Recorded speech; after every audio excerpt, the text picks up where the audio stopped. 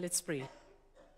Mighty and everlasting Father, the King of kings and the Lord of lords, we come before your presence, Lord, this morning to thank you for the gift of life, to thank you for the gift of a new day, and to thank you for the privilege that you've given us to serve our great nation, Kenya. We are gathered this morning, led by His Excellency the President, Lord, to discuss on the Kenya's next long-term development vision. Father, we cannot forget to thank you on how you've enabled us to implement the Vision 2030. Thank you, Father, because we've come this far because of you.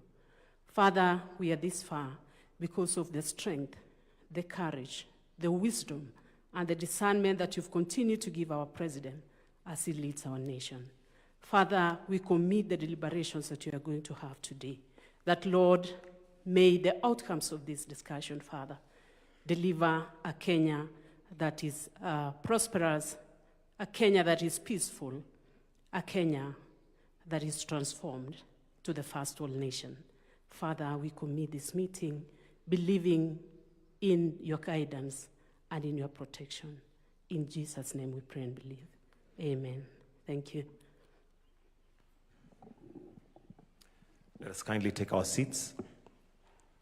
Your Excellency, Dr. William Samoei Ruto, President and Commander-in-Chief of the Kenya Defense Forces, Your Excellency, Professor Abraham Kithure Kindiki, Deputy President of the Republic of Kenya, Your Excellency, Dr. Musalia Mudavadi, the Prime Cabinet Secretary and Minister for Foreign and Diaspora Affairs, Honorable Felix Koskei, Head of Public Service, all Cabinet and Principal Secretaries present, Honorable Ahmed Abdullahi, COG Chair and Governor Wajir County, Honorable Professor Anyang' Nyong'o, Governor Kisumu County, all governors present, all members of Parliament, Francis Atwoli, Secretary General Kotu, Vice Chancellors and Academia Fraternity, all senior government officials, private sector representatives, and captains of industry. Your Excellency, sir, to start us off on this session, allow me to invite invite David Ndii, who is the Chairperson, Presidential Council of Economic Advisors, to give us a scope of the meeting and also an overview. Why don't we welcome him with a clap? David Ndii, karibu.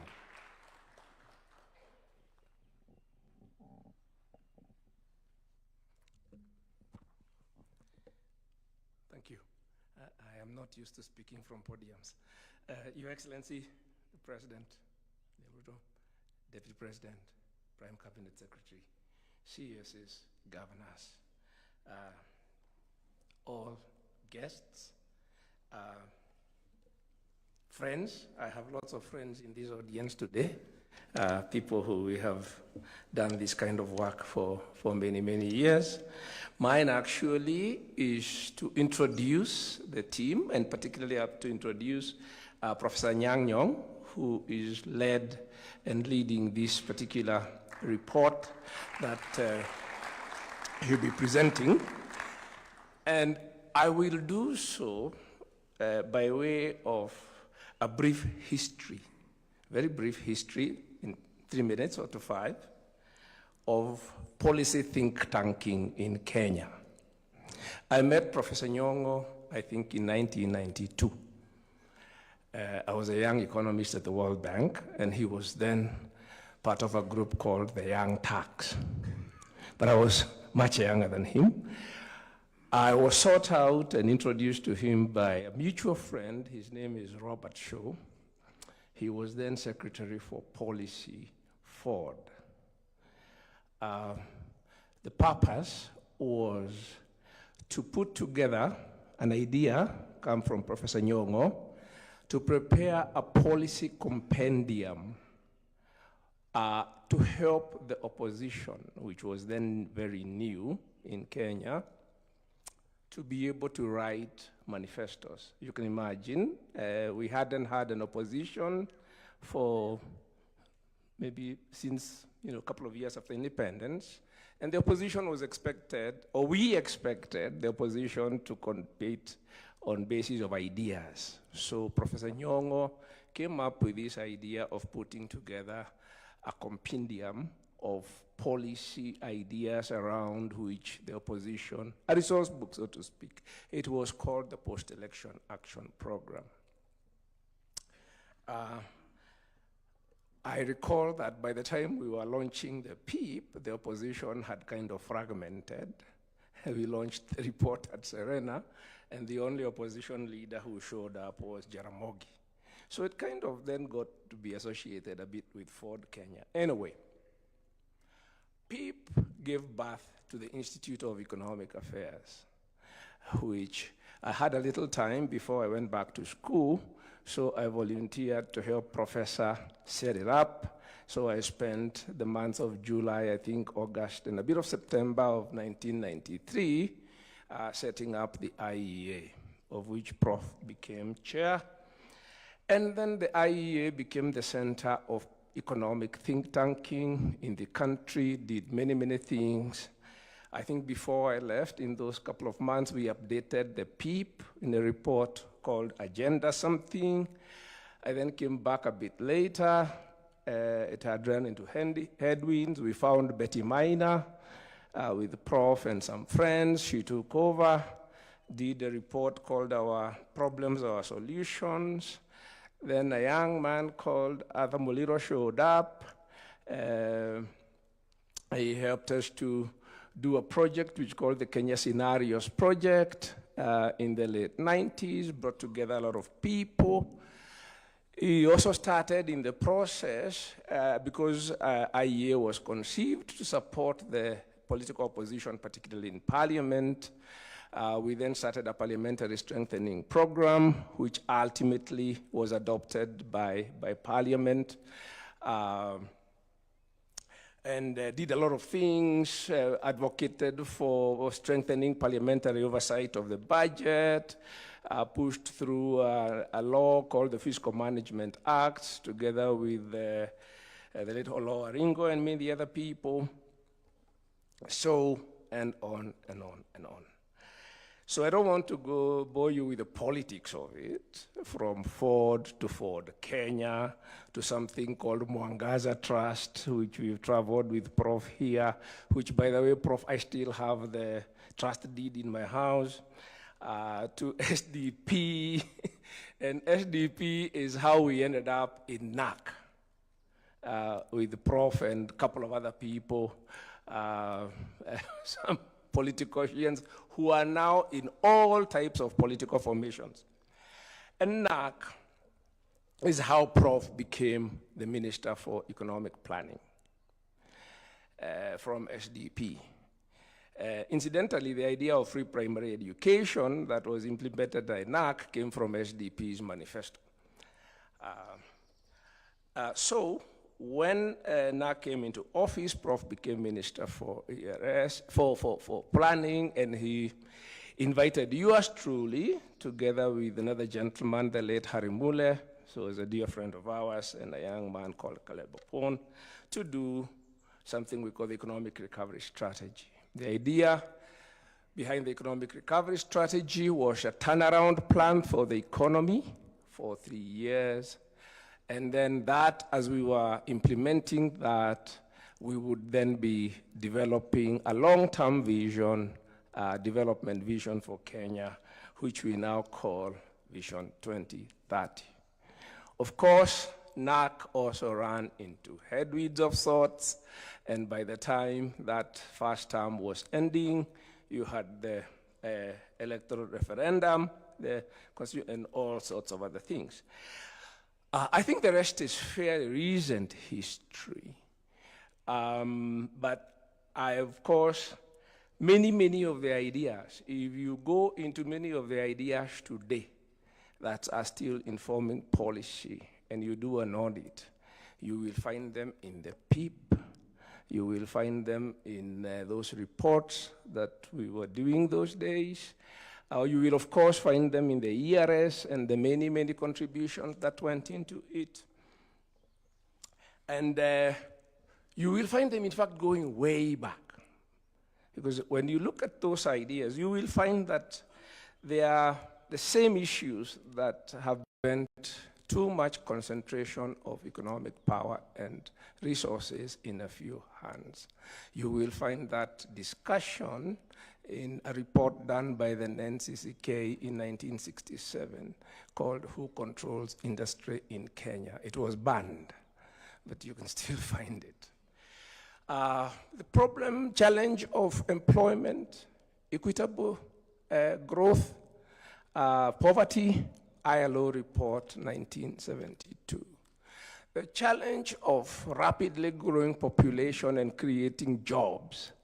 How do you distribute, or how do you allocate capital so that it creates jobs for rapidly growing population? Session of paper number 1 of 1986.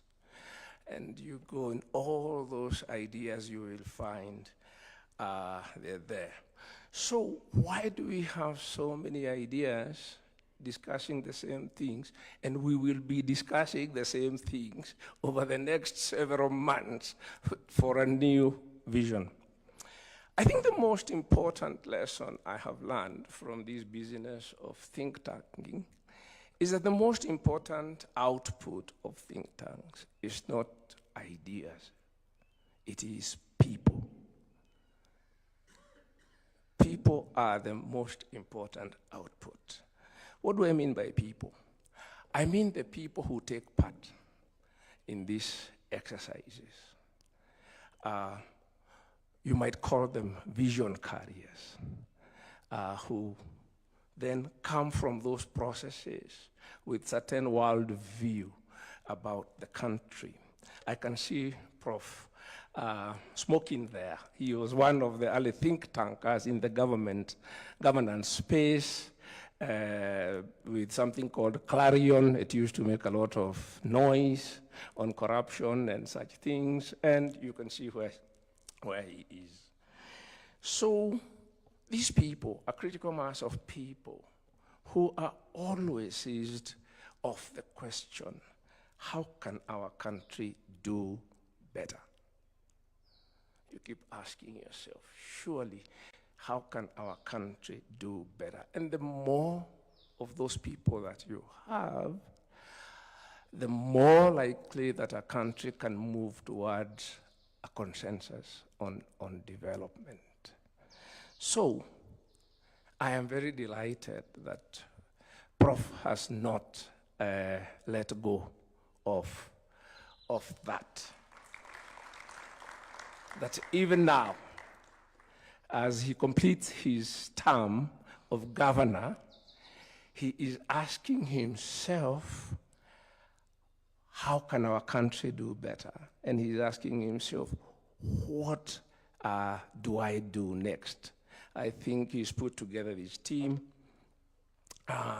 so that we can all ask ourselves, and now, in a much more pluralistic sense, when we were doing that, we were very few when we started out. We would probably be in a group of no more than 10, 15 people. But now, the whole country appreciates the importance of participating in the process of thinking about how to make our country do better. So, Prof, thank you very much, and your team. I now want to invite you to come and make your remarks, and then I think after that, Prof. Michael Shege will make some remarks also, and then Prof. Karuti will present highlights of the report. We will have some reactions from representative of Labor. Mr. Atuoli is here in person. Jasbedi will make some comments, reactions on industry. And Betty Minor will make some reactions from the think tank community, the scholars, the professionals, the technocrats that I have mentioned before we invite the team to hand over the report to His Excellency. I submit.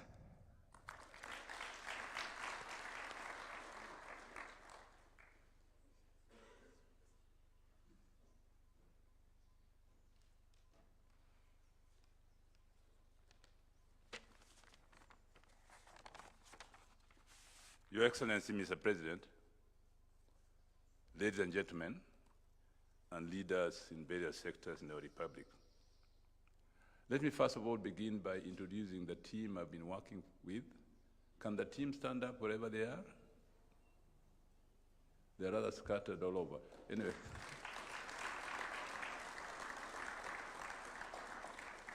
If you could just say your name from right to left, yes.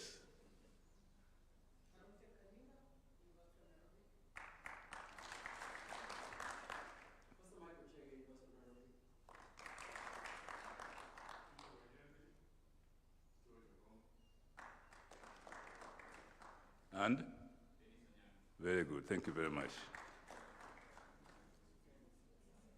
There's another, yes? Eddie Ila, okay. Another one?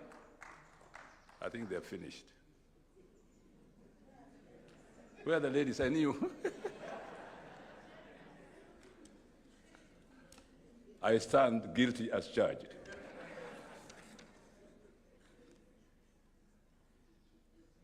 The Kenya Proposed Development Plan 2030 to 2060.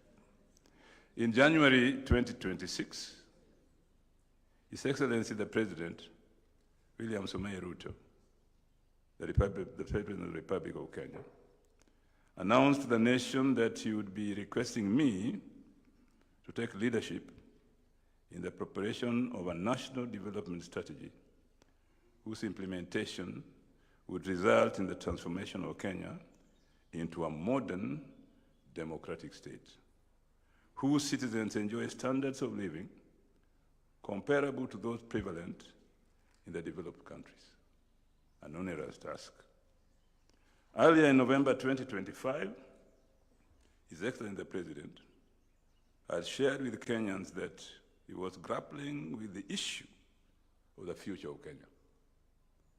For the next 30 to 50 years, especially with the looming end of the Vision 2030, which was inaugurated in 2008, is set to expire in 2028.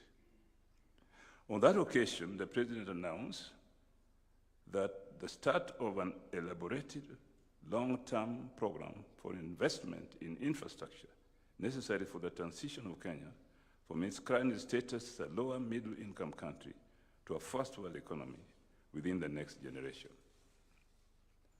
I took the President's request as a privilege to play a role in making our country transition from its current status as a lower middle-income economy to a modern, industrialized, and high-income economy. In embarking on this mission, I was concerned, as the President definitely is, and as every Kenyan should be, that Kenyans must now make a major transformational change that would eliminate the major handicaps identified at independence as follows: poverty, lack of adequate learning, and access to modern healthcare for all. We as a country face more competition than before. Nations that were next to us and across the continent are investing in massive infrastructure projects and programs that should concern us are perhaps leaving us behind. We are losing markets to our competitors in exports and tourism. In any case, merely being dominant in the region is not good enough for Kenya. Kenya's peers like Singapore have overcome the world. They are the ones we should be aiming at catching up with. I agree with His Excellency the President's belief that a developed nation status in 30 to 40 years is achievable by Kenya. I believe it is possible for Kenya, for a Kenyan being born in the next few years, to be the last of our citizens to live in what is called a third world or a developing country. This is an achievable Kenyan aspiration. The document we present to the President today, as you see it on the board there, outlined the first steps towards the preparation of the plan for the transition to the first world. This is definitely not the first time the country is being called upon to embrace a long-term vision for transformation. In the 1980s, the Ministry of National Planning and Regional Development prepared a long-term development program with the support of the Government of Canada. The plans failed to take off because of the structural handicaps and decline in living standards that Kenyans experienced in that period. It took the victory of the National Rainbow Coalition, NAC, in the 2002 elections for the country to make a fresh first start. I had the privilege of being the Minister for Planning and National Development in President Mwai Kibaki's government from 2003 to 2005.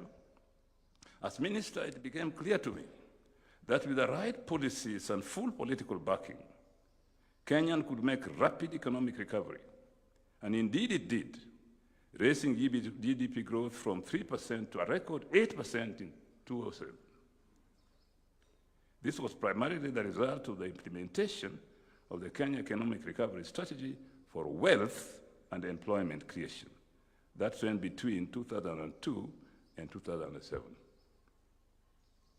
Once recovery was achieved, the ministry, under the guidance of the National Economic and Social Council, NESC, set about preparing a long-term development strategy that would have seen Kenya make the transition to a middle-income, rapidly industrializing nation.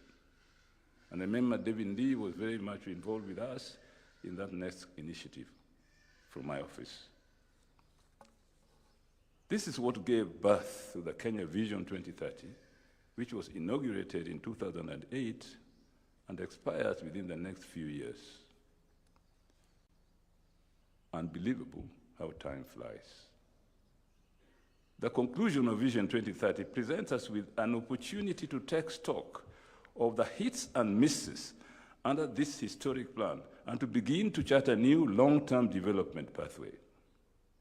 To move forward, it is both necessary and useful to reflect on the experiences that have shaped our development journey over the past decades. A key lesson learned and captured in the plan we present is that nations do not become prosperous by accident.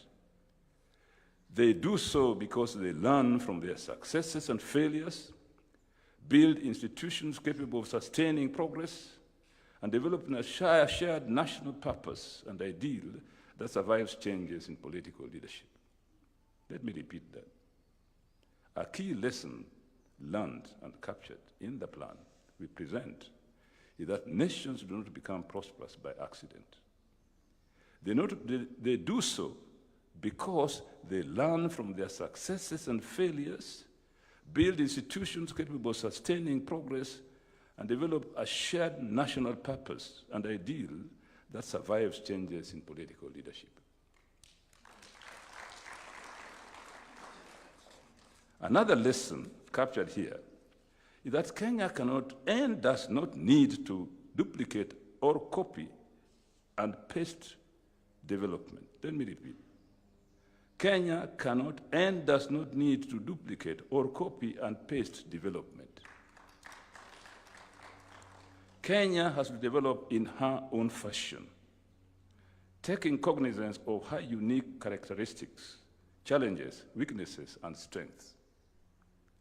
And if we learned anything out of our recent prosperous years from 2002, it is that development requires national unity and social cohesion, political stability, effective government, in short, a strong state, and national pride and confidence.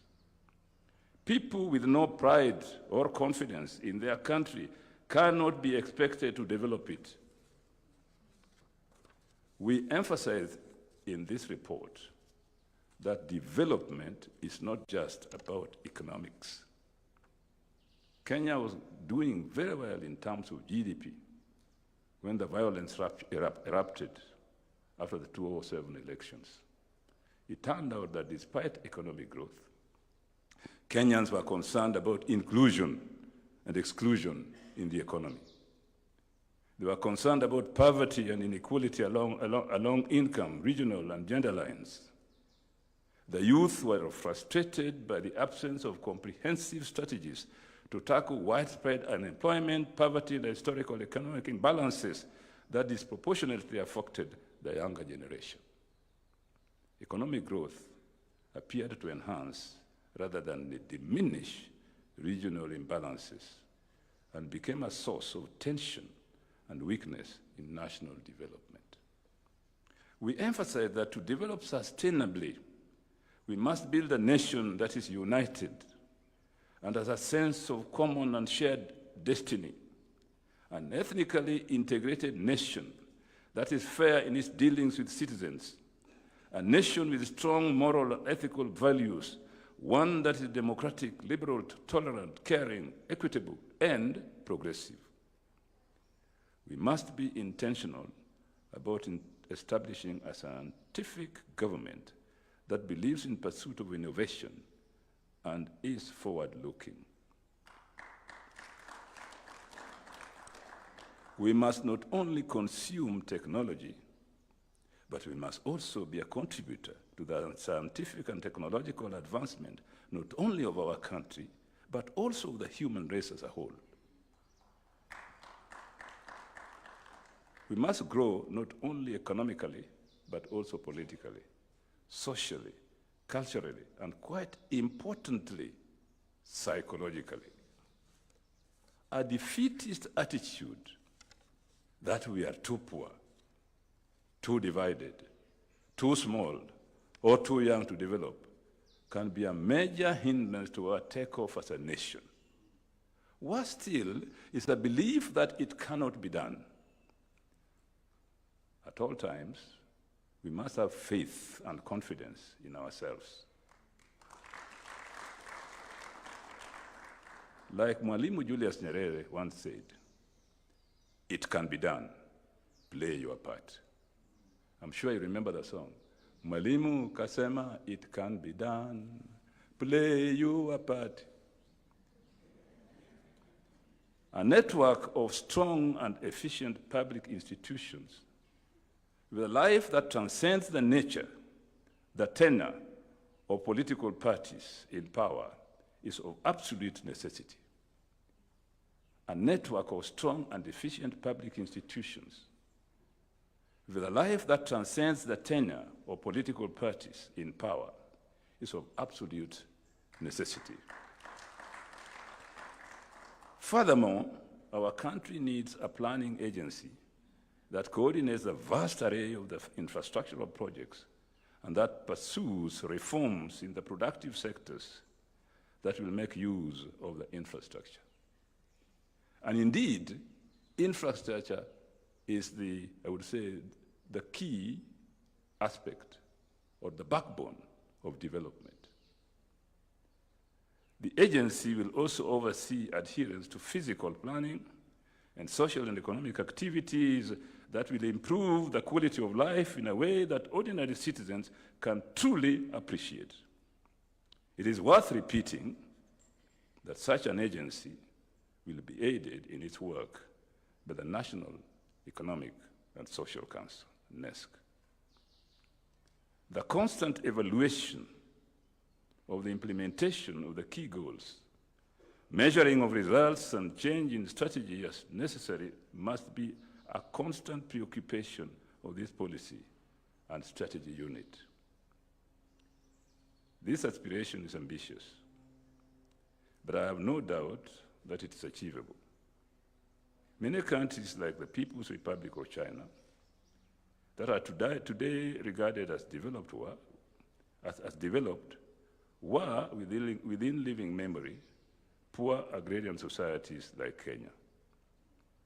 It is known that about 60 years ago, Singapore dispatched a delegation to Kenya to learn from our development experience. Then they went back and overtook us.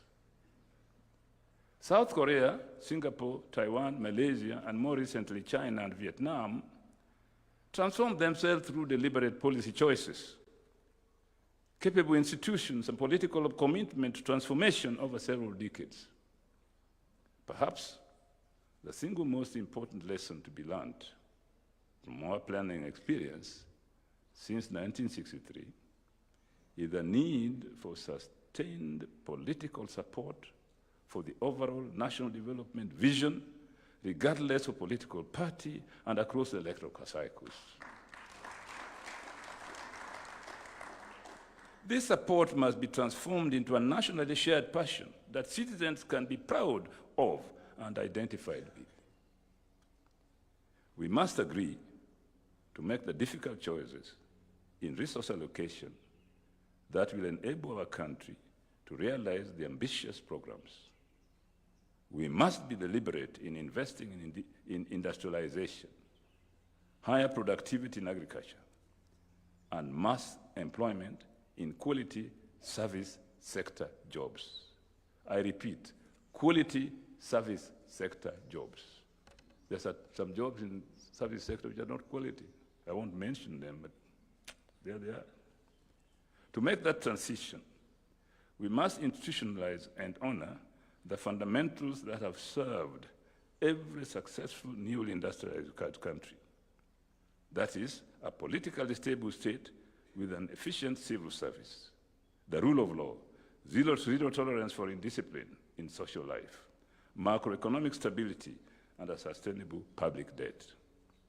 We must pursue first world infrastructure, widespread access to education and health services, jobs, and quality housing for all. Your Excellency, ladies and gentlemen, such commitments cannot lead to concrete and positive outcome without leaders in whom people believe and who, in turn, sustain confidence through performance. The UN population predicts that Kenya will have a majority urban population from the year 2050. The proposed plan must take that into account as a central feature of its objective. From the layout of infrastructure to the provision of education, housing, and health services, the long-term plan will be guided by the overarching reality of an imminent majority urban population in 3 decades. Finally, national takeoff needs a committed, relentless, and unapologetic champion. South Korea had Park Chung-hee. Malaysia had Dr. Mahathir Mohamad. And Singapore had Lee Kuan Yew. It is time for Kenya to have our own. Thank you very much. And before I call Professor Chega to come forward, Mike, where are you? Yeah. You are here? Okay, come. So Mike, let me also introduce others. I wonder whether I did introduce them. The team, can you stand up again? You are scattered all over. Just stand up and come over. My team, please, don't be shy. They are here. I don't know why they're sitting down. They're all here. Come, please. So that people see you. And Mike will speak on behalf of the team. Mike, can you introduce yourself? Yeah, just introduction. Professor Michael Chege, part of this team, currently part-timer, University of Nairobi, where I've taught most of my life. I've taught outside the country. Was an advisor, Treasury, Vision 2030 from 2003 to 2013. And I'm very pleased to be here, Your Excellency, as you know, in this task.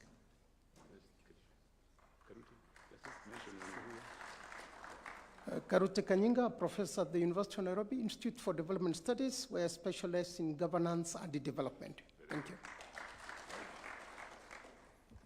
George Okongo, an economist who's worked with Professor Nyong'o for many years on most of these things. I'm Dennis Onyango. I work for a lot of people in the country, but right now I work for Professor Nyong'o on this project. Thank you. My name is Peter Wanyande. I've taught at the University of Nairobi in the Department of Political Science and Public Administration for over 30 years. Done a lot of work on development. Currently, with Professor Nyong'o in this team. I also work for an organization called the Shalom Center for Conflict Resolution here in Nairobi. Thank you. My name is Eddie Ila. I work in the office of the governor. The mic, go ahead.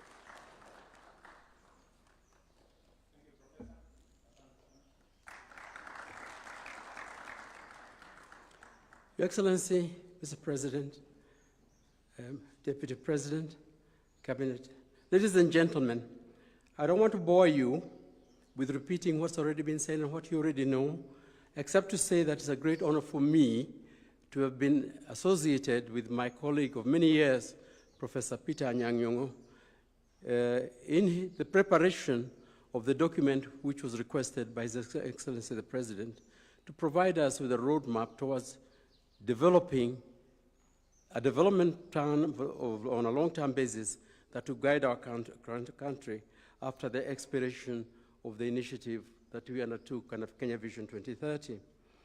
I have been tasked this morning, ladies and gentlemen, Your Excellency, simply to look at the global context that we considered ourselves to be in where we start as we move forward. It is not anything new to any of you to remark that the global framework of multilateralism, the architecture by which states play with one another that was established after 1946 and Second World War, is breaking down. And it is breaking down in a way that we observe from day to day. I was talking to the PS, Foreign Affairs, who was sitting next to me, that yesterday Britain got the seventh Prime Minister in 10 years. They've never seen an instability of that kind before. And they don't know how to get rid of it because the parties that were important after the war are also breaking apart. In our particular case, the UN, even the Bretton Woods institutions, the architecture of trade that was established at the WTO, all these are being brought into question. There are new players which have come into play. The Emirates, the powers in the Gulf, medium powers like Israel, and as well as Turkey, Egypt, etc. All these are major players in both development and as well politics of the region. And we cannot move ahead without considering the important role of China, who is today the leading provider of development assistance, the bilateral donor in the world, with terms very different from those which we have played with before, as well as new players, again in the Gulf, but also in Europe and other parts of the world, and not to forget the BRICS. That is the global framework under which this plan that we are proposing is going to be developed. Your Excellency, Mr. President, you've heard this before from us, that in fact, looking at the statistics of the fastest developing countries in the world, it is possible to fulfill the mission of bringing Kenya forward from where we are into an industrialized, modern country within one generation. It's been done before and it can be done. The Industrial Revolution, Mr. President, took 70, 80 years in the United Kingdom, the first country to industrialize. That period has been being compressed over as we move to the present. We must take lessons into our planning and internalize in our country. It took the US a shorter period, 70 years, Germany, France, Japan, 40 years, 30 years for South Korea and China. The period is becoming, and the knowledge is there about the drill that allows you to move that way. Why is it that it has been difficult for us to continue a path of rapid growth and industrialization and rapid change with high income for all our citizens when we have seen examples of this, including faces, as Professor Nyong'o said, in our own country before? We have taken lessons from these countries and from our own neighbors and from our own experience, Mr. President, in the preparation of this document, and we back the evidence from the facts that it is indeed possible to do that. The People's Republic of China is now it's gone down in history as the fastest growing country in the history of the world for its number of people. In the period of 82 to 883 to about 5 years ago, making that transition, bringing 700 million people out of poverty into prosperity, transforming its people from being predominantly rural to 60, now 65% urban, with decent livelihoods and homes and livelihoods and jobs to go, as well as health and education. Just when we ourselves have been watching these developments take place, there are lessons and important lessons to learn from this country as well as industrialization. Mr. President, Professor Nyong'o has just mentioned again the importance of spatial planning. Our country, looking at projections of growth rates in population, will be 50% plus urban in 2050. Just 25 years from now, Kenyans are coming into urban areas whether we like it or not. And our Constitution gives us the right to live wherever you wish in the Republic. The young people want to come to urban areas, 4% annual growth rate of urban. By 2050, 48%, 50% of our population will be urban. We must plan spatial place in urban areas in a way that will accommodate not just in housing, but also in source of livelihood. And that is something that we are taking into account. Mr. President, we looked, as I'm sharing, in the global framework under which this plan will be brought into fruition. And we look at global trading. Again, we must think of it outside the framework and outside the box that we have been brought into in the past. Mr. President, you were saying the other day to this group that we have access to the market of the People's Republic of China, 1.5 billion people, duty-free, quota-free. What is stopping us from exploiting it? Mr. President, we have already got a trade partnership agreement concluded with the European Union. Quota-free, duty-free, and with provisions for products which are familiar with us. Why should a country like Vietnam be getting a greater share of that market compared to us? These are the questions we asked. And they are questions that Kenyans need to ask, and Kenyans are very, very fast moving in taking opportunities. We believe that we are going to find a solution to this problem, Mr. President. Let me also say that the new trade partnership agreement with the United States also answers to these questions. We should move ahead with it. Whatever happens to AGOA or not, Kenyans' access to these markets will be important. Mr. President, all these factors that we've brought into account that ought to be considered in the long-term plan are important because our country is predominantly young.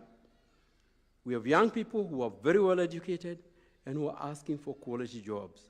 A combination of investment, domestic investment, foreign investment that's happening in the region that Kenyans fail to notice.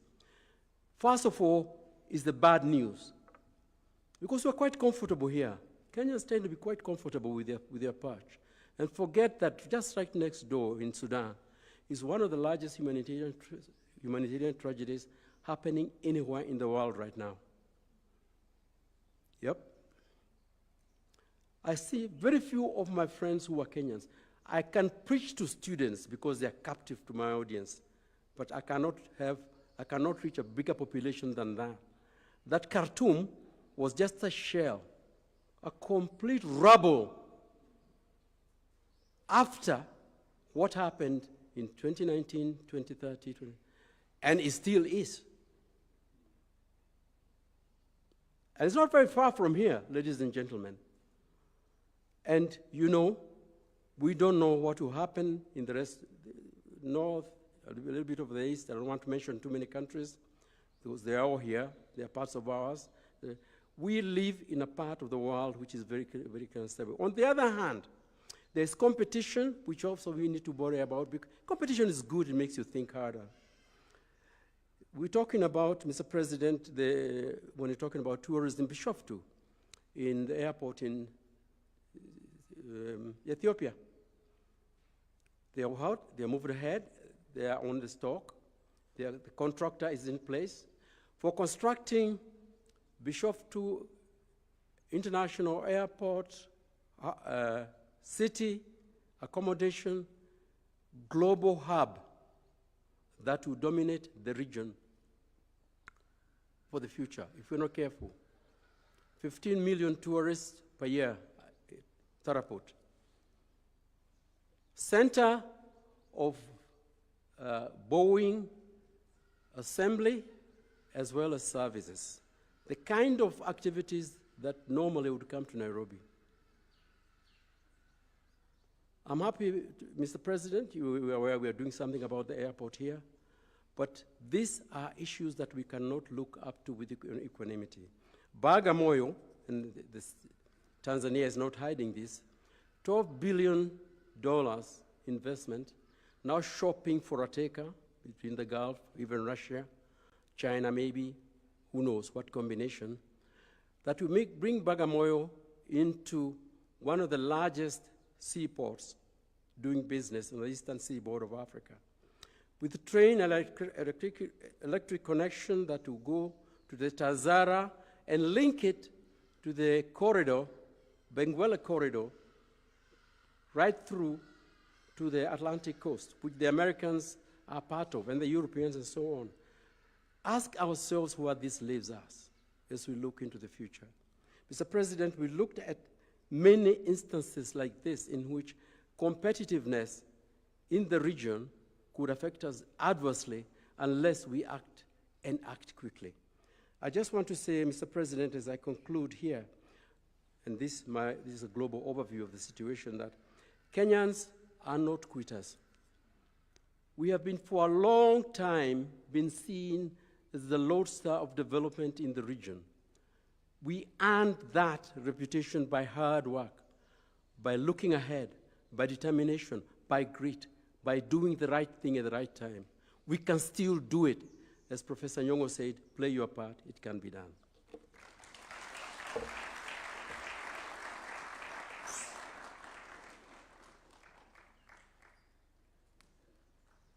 Another round of applause for Professor Michael Chege. Your Excellency, with your permission, allow me now to invite Professor Karuti Kanyagia, who will give us key highlights of Kanyagia, I was just checking if you're awake. Also to recognize the presence of the judiciary. We do have the judiciary led by Justice Moking Wanjala, who is a judge of the Supreme Court. We also have the Interfaith Council and the clergy represented. Welcome, sir. Welcome. Your Excellency, Mr. President, sir, Your Excellency, Deputy President, Your Excellency, Prime Cabinet Secretary, and of Public Service, Cabinet Secretaries present and Governors present, good morning to everyone. I know friends have been making a joke that Karuti is going to take us to Singapore. And indeed, that's what we want to discuss here. Professor Anyang' Nyong'o and Michael Chege have already pointed out that this is possible. Your Excellency, Mr. President, sir, when we began this job with Professor Anyang' Nyong'o, we all did recognize that this is about Kenya. It has nothing to do with us as individual independent experts, independent researchers. We said this is a commitment we want to make, to commit our resources, to commit our intellectual ideas into producing a document that can help guide the country in developing this roadmap. And in doing so, of course, we are in consultations with the State Department of Planning and of Public Service, Prime Cabinet Minister Office and his team. We are in consultations and we have reviewed massive reports, global reports, Government of Kenya reports, reports by different other departments. And that is our role as academics and as researchers. So this guideline that we are producing here, and for my apology that we couldn't produce a PowerPoint because of the people at the back, and some of them don't eat enough carrots anyway. Your Excellency, we thought the best thing to do is to start with by looking at Vision 2030. What have we achieved? What are the gaps? And we realize that actually when you pay attention to Vision 2030, a lot of ground has been covered. We are not where we were in the 1990s. Infrastructure has expanded. Education and health expansion is something that we can see everywhere. And of course, Kenya is leading in terms of digital revolution. There's no one in the world today studying or teaching finance inclusion in any university who does not cite Kenya and M-Pesa. And if you are writing on finance inclusion for your PhD and you don't cite that, a good examiner should fail you. But there are, of course, things that we have not achieved under Vision 2030. We are not where we were supposed to be in terms of having a middle income country, an industrialized country, Mr. President, sir. Poverty and inequality remain a big challenge. And of course, we did not achieve a double-digit growth. David can tell us the reasons for that, but I won't allow him that time. A major challenge, of course, and we are very honest in this, public sector reforms that initiated the undertaking and implementation of Vision 2030 are a pale image of what they were before. I am afraid that when we review what is happening across the continent, everybody says we borrowed performance contracting from Kenya. But when you talk to Kenya's public servants and when you do research in Kenya, a lot is going now. Many published documents now say Kenyans are ticking boxes. Performance contract is no longer taken seriously. It's about ticking boxes. And we conclude that to move Kenya forward, we must pay attention to public sector reforms. If we don't do that, then this journey is not going to take off in a good way. The other thing that we find is integrity and behavior, ethical behavior among Kenyans. That lives again requires something that we need to internalize so that we can have Kenyans who are committed to values of integrity and honesty and doing the right things even when no one is watching you, because that is called honesty. Your Excellency, you asked Professor Nyang'o to do one thing, to answer one question. How do we transform Kenya into the first world nation within the life of a generation? And when you asked him that, he assembled us and said, I've been asked a very difficult question here. Karute, Chege, and Wanyande, how do we answer it? Then we said, let's begin. And what we have done then is actually to think that you are right. This question is worth paying attention to. Because from 1963, when you look at Kenya, we start very well, do the right things, but relapse. Stop, go, stop becomes a characteristic of Kenya's nation. When you look at Southeast Asia, as Professor Nyang'o said, almost everyone was coming to look at what is happening in Kenya and saying, this is what we want to do. They took off and they left us behind. And this is what we call Kenya's paradox of doing exceptionally very well at times and not proceeding with continuity. Policy discontinuity becomes a key feature of our country. A key feature of our country. Now, the problem is, in the West, there's no social scientist in any university who does not know what is called the Kenyan debate. And if you are a serious scholar, you should know what Kenyan debate is. This is a debate of the 1970s and the early 80s that everyone in the world studying development was asking one simple question.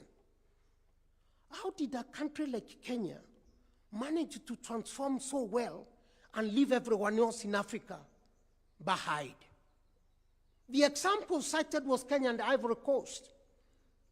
And this is now this is something cited everywhere.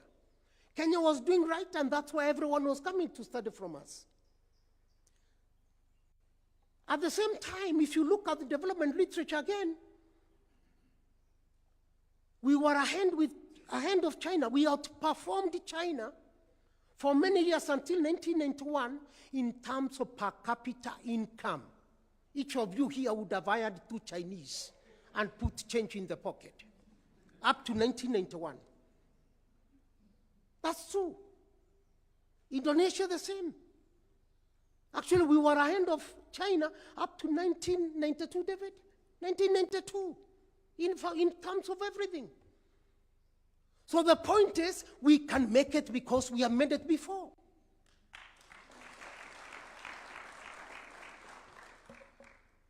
But why is it that we have not made it?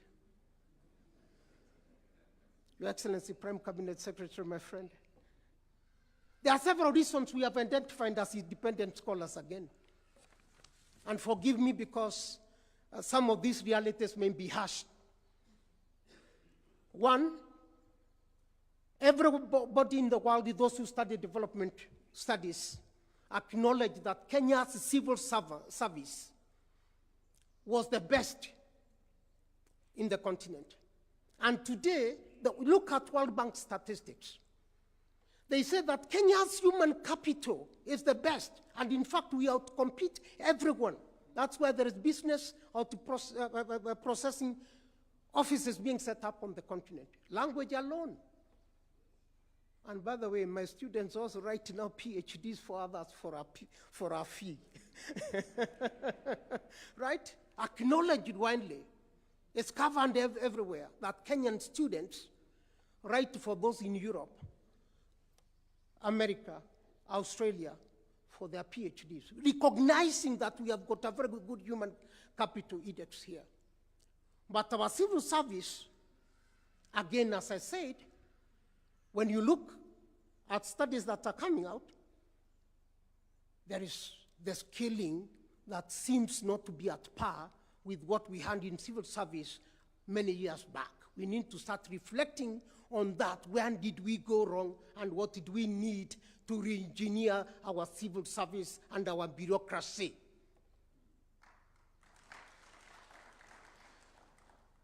At the same time, there's lack of policy consistency.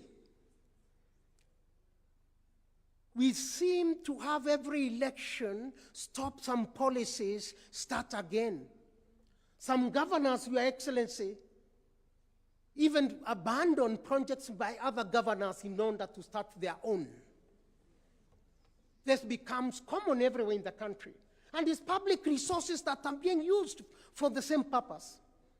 This is being done even when there is counter-integrated development plans, CIDPs, and 10-year annual plans. Kenya is a country of paradox. And we say in our report that we are a country of false starts, many false starts. From independence, we've been doing well, we stop. Then we start again doing exceptionally very well, we stop. And everybody comes to copy Kenya.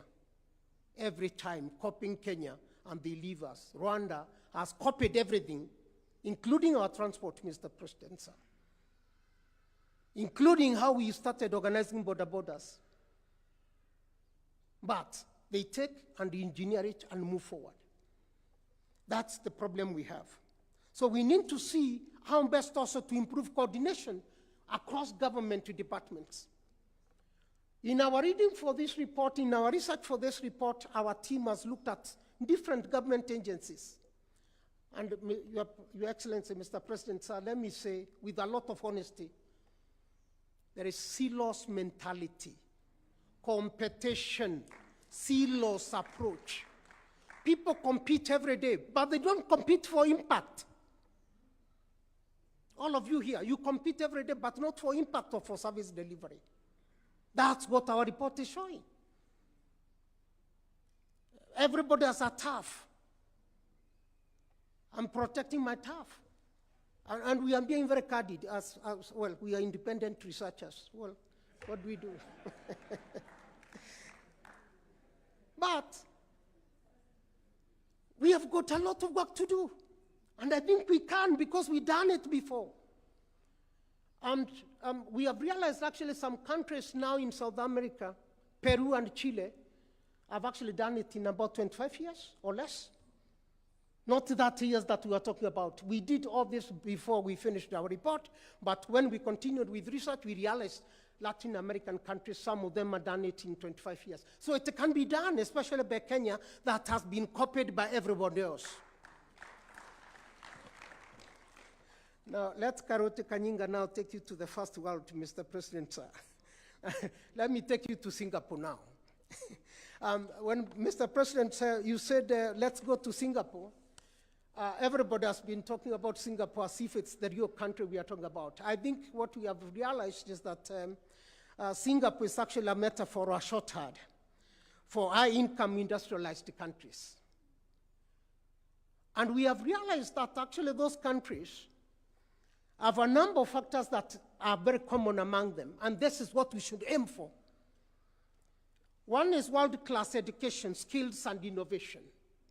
And Kenya was there. That's why everybody looks at our human capital index and says, I would like to hire Kenyans. By the way, even xenophobia in South Africa is not touching Kenyan professionals. You touch them, some industries in South Africa will collapse. You touch some business sector in East Africa, some countries which are not named in East Africa will not move because Kenyan professionals are managing them. The second thing is high incomes, human capital index, and high quality of life. Life expectancy in these countries is very high. It's over 70 in Southeast Asia, 84 in Singapore, 84 in Europe and several other countries. But in Kenya, here is 64. I can see some friends who are above 64, so you are lucky. Right? They are also characterized by functional service delivery. Services are provided in a very functional manner. You cannot complain about services because the public servants serve the public. They don't compete. They compete actually to serve. And integrity is a common feature. Professionalism is very high. Rule of law. Countries governed by law, where you know very well that this is predictable if I do a mistake. And by the way, we were there in the 70s.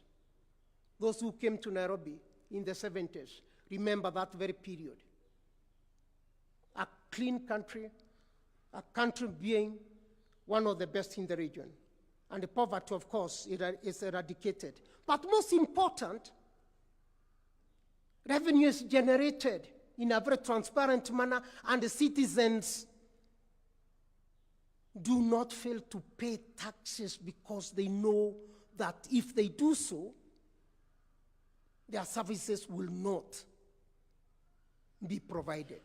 When I was studying for my PhD in Denmark, there's an old lady who took the Moloko municipality to court for not collecting tax from her. Because she said the pothole she's found on the road was the result of these people who have not collected my tax for 2 months. I don't know how the case went because it was in Danish language. So what did these countries do to have all these features? Mr. President, let me just identify a few things, very few things. One, they began by emphasizing integrity in the society. Honesty is embedded and institutionalized at any level. People do the right things even when no one is watching you. That becomes a common practice, whether in darkness or in open daylight. We all know the story of the wallet and the money inside, where it was put in different countries, and including Mombasa, with the names of people, money, and the rest. It was testing integrity. Guess which countries money got lost, and of course you got the wallet, right? Not us, of course. In Kenya, I think the wallet was taken back, but with the names of the people. But that was testing integrity. But the countries in Scandinavia all of them returned everything. Money, business accounts, and everything. In America, it did not happen that way, sorry. So integrity becomes a very common feature. But they also started on very good policies, and I would like to wind up very quickly and go back to what we need to do. They committed to long-term policies and vision. And every vision they had transcended governments. Government would come and meet the same plan. Political parties would compete on how do we, and their manifestos, this is what citizens have accepted as a development plan. We are competing now on how to reach that vision as parties. Government would change, but the direction and the vision would remain the same every time. Governments were also very central. It is governments that were guiding the private sector by giving corrective policies and financing private sector. And even when financing private sector for exports, private sector was disciplined. You are told we are giving you money for exports, but in a disciplined manner, you must produce ABCD. And they started with agriculture, moved it to industries, and then moved it to technology. And then, of course, human capital development. Mr. President, Kenya can get there by paying attention to three things as three pillars. Our report identifies three key pillars that are very critical. We begin with agriculture, but improve on agro-processing, touch on irrigation, and food security. So that once people are food secure, then they get concerned about savings and other things. We must think about industrialization, as Professor Anyang' Nyong'o said, but industrialization for exports. The region is becoming bigger, but we are the only country that is equipped with the responsibility, that is properly equipped to compete in this region. But what are we doing? Manufacturing is shrinking. We are getting competition from different places. Technology and innovation is the other pillar we are talking about. But if we want to succeed, integrity, state effectiveness, and ethical behavior must be the key things to govern our society. We cannot talk about world-class education without talking about ethical behavior. Every day, everywhere. Mr. President, these are the pillars that we are proposing here. We are going forward here and recommending that moving forward, Mr. President, let's begin with national consultations and consensus building on this vision. We should have a vision that outlives electoral cycles. But in order to secure this vision permanently, it is important we think about having a national development law that secures the vision every time so that it is not disrupted by anyone at any particular time. This long-term vision will always be our destination, and then whatever we do in between will be focusing on that destination. Mr. President, there is need to think about establishing the National Economic, Social, and Social Council as the apex institution with an appointed person, appointed by His Excellency the President, to be advising and guiding on how to achieve this destination on a regular basis. But we must strengthen coordination, and the silos mentality should come to an end. And after doing that, Your Excellency, then State Department of Planning and other agencies can start preparing sectoral transformation strategies. But we begin with national ownership, participation, and consultations across the country and with the different sectors so that we carry the country as one. Thank you very much, Your Excellency. Thank you very much, everyone. Thank you very much, Professor Kanyinga, for that wonderful presentation. Your Excellency, we'll now hear reflections from different areas, starting with Francis Atwoli, who will represent Labor, followed by Jeswinda Jasbedi, who will represent Industry, and Betty Maina for Professional Bodies. A clap for Francis Atwoli. Karibu. Thank you very much, Your Excellency. You have been listening to teachers, and teachers, that is how they teach, and that is how they put up their cases for the purposes also of getting some exams out of what they have said. Indeed, it is true, I listened to Professor Chege very carefully. I think amongst Kenyan workers, I happen to have been to every city in the world. Some have seen them developing. Indeed, it is true that we were ahead of China. The first Chinese to see a lift, that was in 1963 when the ambassador was presenting his papers in the old Jogo House to our founding father, President Mzee Jomo Kenyatta. So when the Chinese saw the lift here in Kenya, in Nairobi. It's historical. And where sometimes I disagree with the professors is that when you want to develop, you must have wide consensus, consult. If you do that here, you will be bogged down. Today, Your Excellency, see the game changer in affordable housing. When you are flying to Kisumu, you will see this is not the Kisumu we used to know. And I want to thank Professor Anyang' Nyong'o.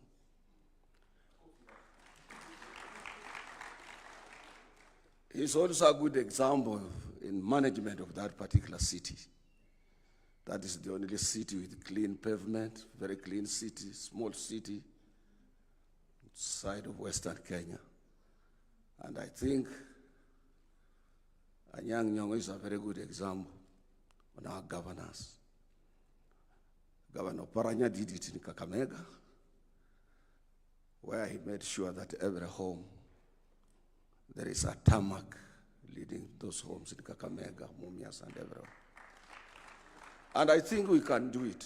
It's a question of making a conscious decision that we want to develop.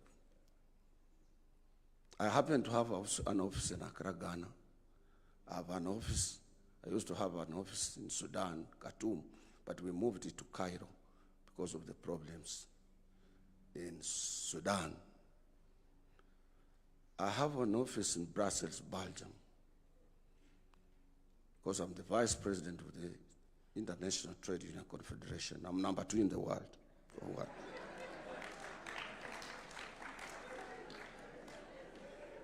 I have an office in New Delhi because I coordinate Asia and Africa at international level in the world of work. I have 2 offices in Geneva because I'm the president of Global Industrial Oversight on issues related to industrial relations. China, Asia started like a joke. That was Japan. They moved to South Korea. South Korea got its independence in 1957 together with Ghana. See where South Korea is and where Ghana is.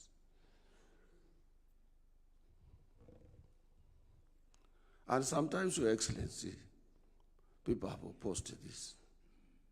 But there must be something wrong, and I want the researchers to carry it out by themselves.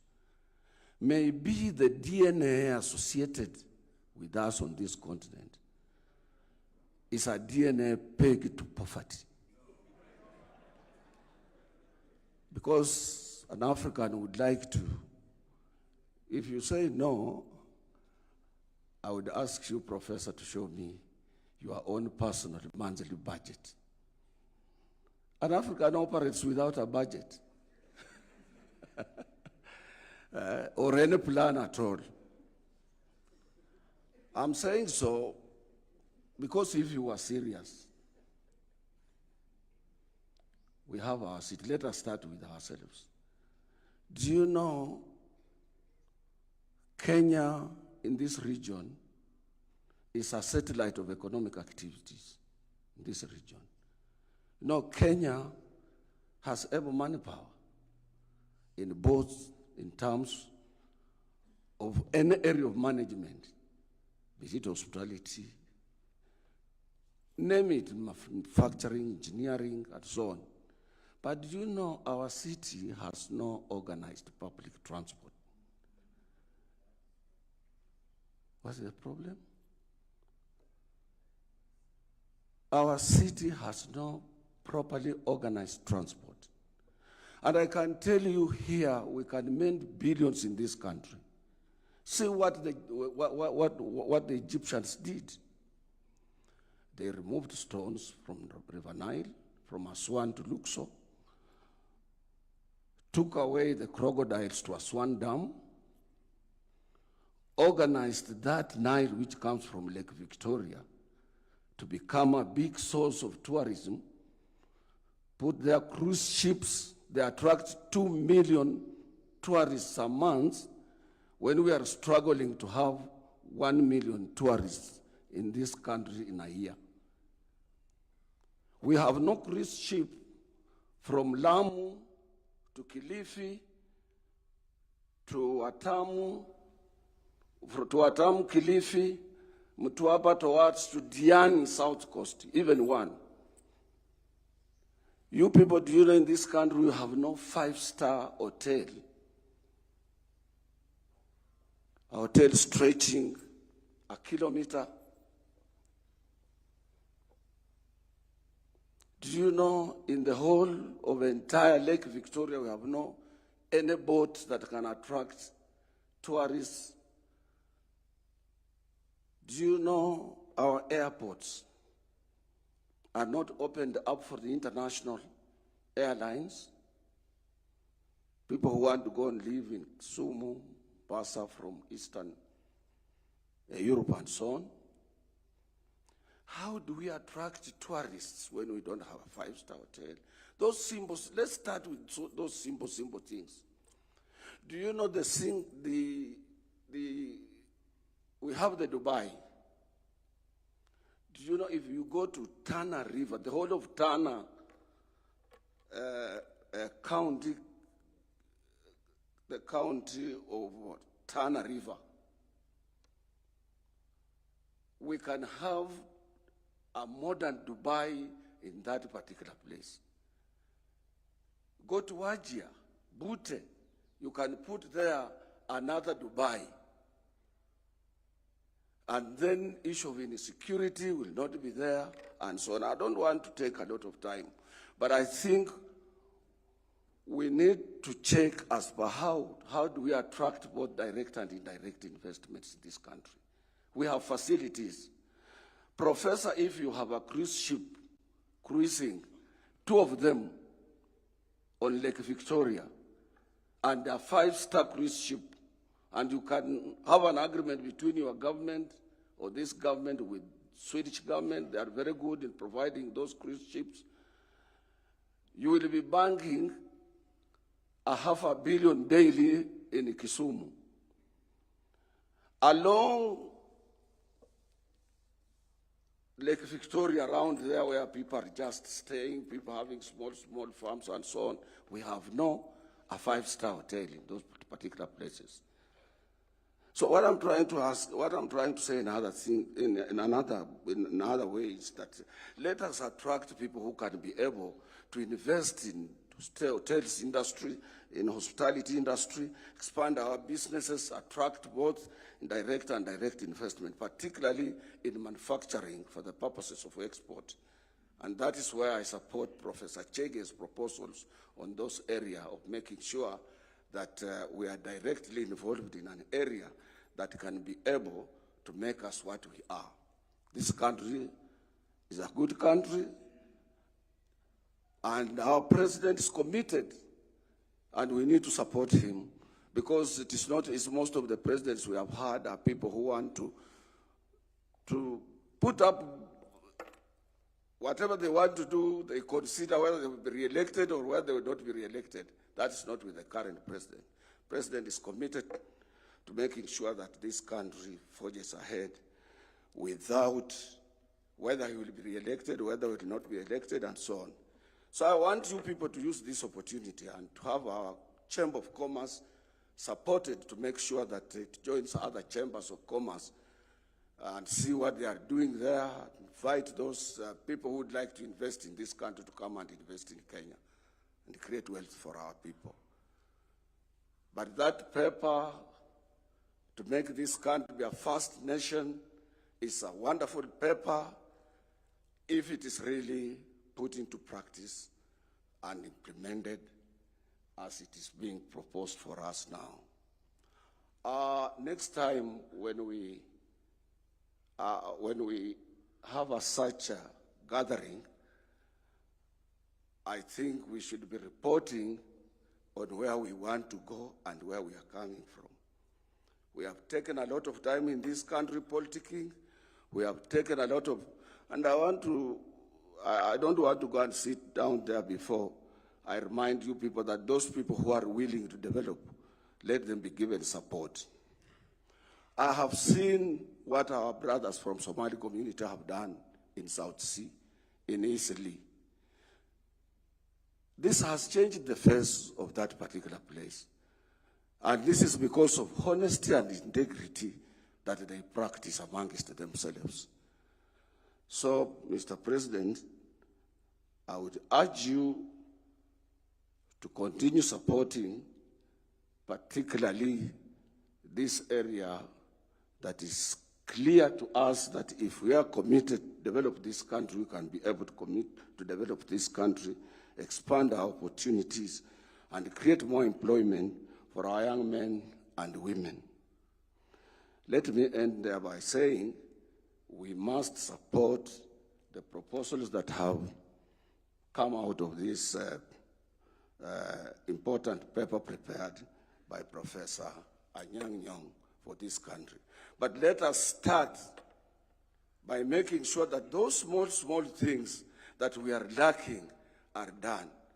I did some years back suggest to the Minister for Transport.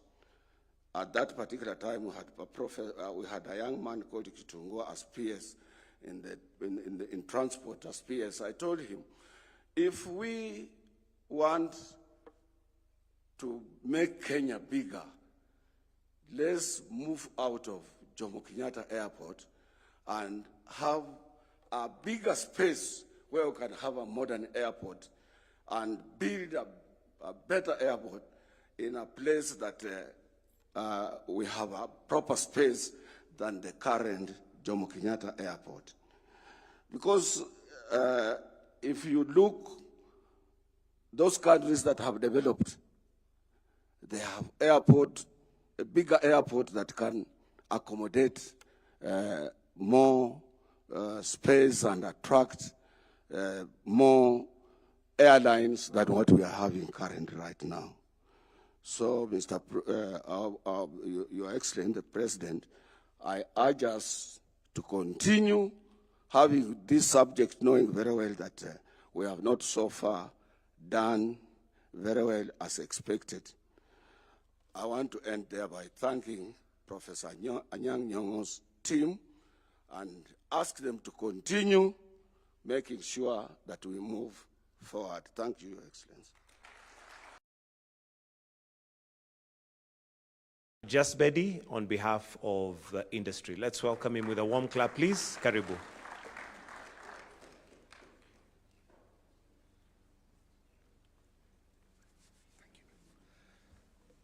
Your Excellency, sir, all protocols observed.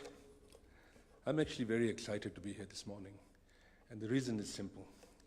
In the next 41 months, we are going to be coming to 1st January 2030. Our current vision expires, and we are 63 years old today as a country. In the next 37 years, we will be 100 years old. And I'm so happy that we are all sitting here together, the entire country, that what can we do differently? What should we be as a country when we are 100 years old? And that conversation has begun today. We all know that the African Union has a 2063 agenda.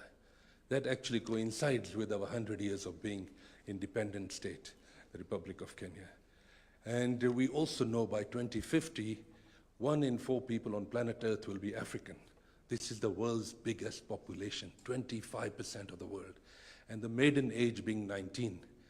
That itself is a huge opportunity. We are the youngest continent in the world. Countries like Japan by then are going to lose 40 million people. Currently, Japan's population is 120 million, Your Excellency. We were together in Japan.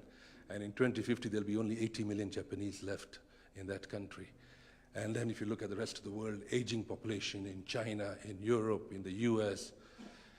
India has a young population, but Africa has the youngest population. So the opportunities lie here on the continent.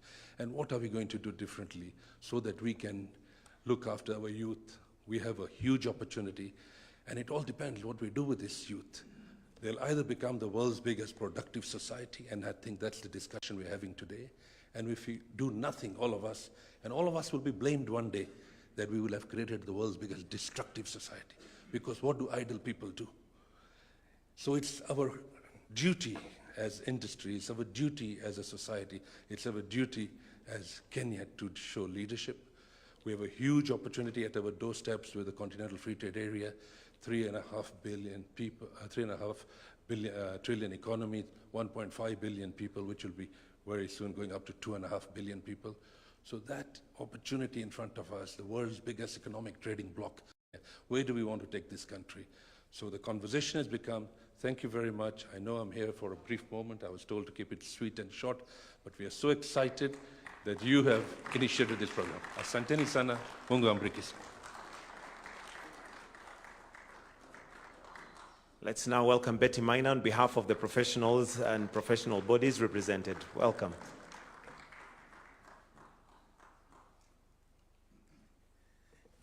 Thank you very much, Your Excellency, the President, for this opportunity, Your Excellency, the Deputy President, the Prime Cabinet Secretary, my old board member, Professor Anyang' Nyong'o. I know we still call him Anyang' Nyong', but I'm sure he likes to emphasize that his name is Anyang' Nyong'o. It's a beautiful thing to be sitting here and amongst all of you. My name, Betty Maina. I currently work with an organization called Genesis Analytics. We are an interdisciplinary consulting firm, the largest that has been founded in Africa. But as David told the story of policy think tanking in Kenya, I was part and parcel of that journey from the Institute of Economic Affairs, which I took over from Wachira after David, and from my time within the Kenya Association of Manufacturers. So we've been part of this conversation together. And one of the things that is important as we think about how we will transform our country from where it is to a high-income, high-industrialized country, Singapore, it will require participation of many actors. I was privileged from the role that I played, from where I was within the IEA and the Kenya Association of Manufacturers, to be part of that conversation. And I saw the results, and I still see the results. And we confirm, like Professor Kanyinga has said, we've actually accomplished a lot that we intended to do under the Vision 2030. I know critics, sometimes if you spend so much time on social media and you get people who know just one line and say nothing has been done, it isn't true. So I hope as we get to 2030 that we'll actually have an honest accounting and give that report. But having done quite a bit with regard to, in the context of the Vision 2030, we also recognize, and the researchers speaking today have clearly demonstrated there are some things that we haven't done as well.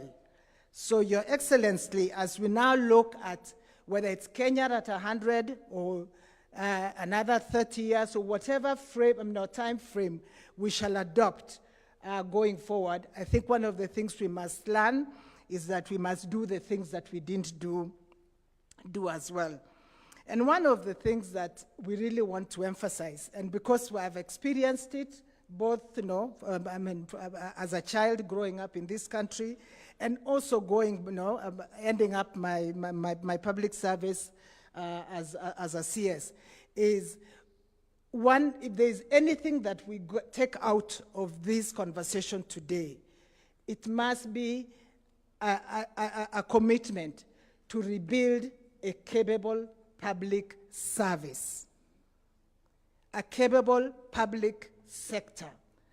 The public sector that we experience as, as children, it wasn't actually the public sector that I served with or found. And when I mean capable public sector, it is in the quality of our public servants. It is important to rebuild and to strengthen and to build a dignified public service that people can recognize that they are capable of delivering. Because the responsibility of midwifing a national vision like this, which we must own, must also be demonstrated and delivered by a capable public service. I have seen, I'm aware of some of the reforms that are being undertaken, but that freeze, I don't know whether you have opened it up, but I remember as CS, one of the challenges we faced was just being told there's a freeze on employment. And there was always a freeze. Is this still a freeze on employment, CS? Now, the people that I worked with as CS, when I called them back, they all told me we have retired.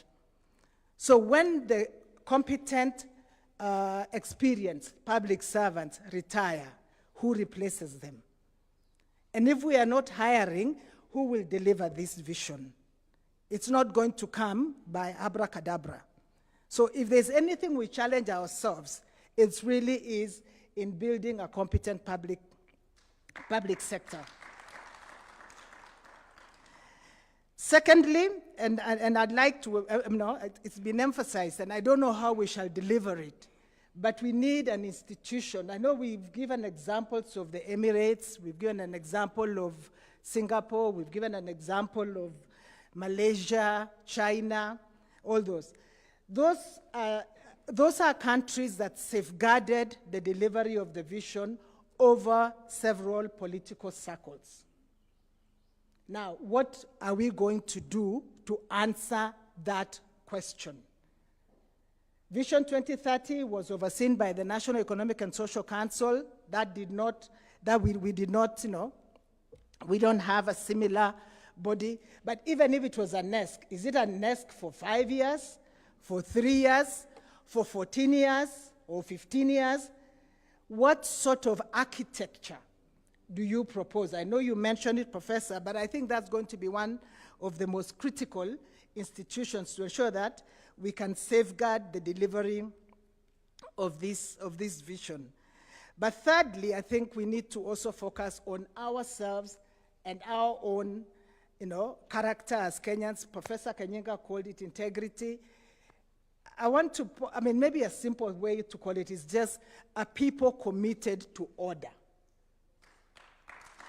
A people committed to order. You're driving, and everybody starts. You think that it's moving slowly. So what do? You overlap. And what happens? You all stop moving, and many man-hours are lost. People who will obey traffic lights, even at night, those are not Kenyans now. But those are the people that we need to become. People who will do the right thing, because in disorder, you lose so much. And you encourage people to take, quick, shortcuts. And before long, we have just fractured into a lot of disorder. So I think it's really important to build a culture of integrity and a culture of order. But above everything else, because we have already told ourselves we've been here before, I hope we can go with the conviction that this is not a far journey. This is actually going back to our days of excellence. Because if people came to learn from us, that means we were excellent people. So your vision, Mr. President, of building a Singapore should actually be telling people, let me take you back to a high-performing Kenya, because that's what it is. I wish you well, I wish us well, and let us continue walking this journey together. It is possible.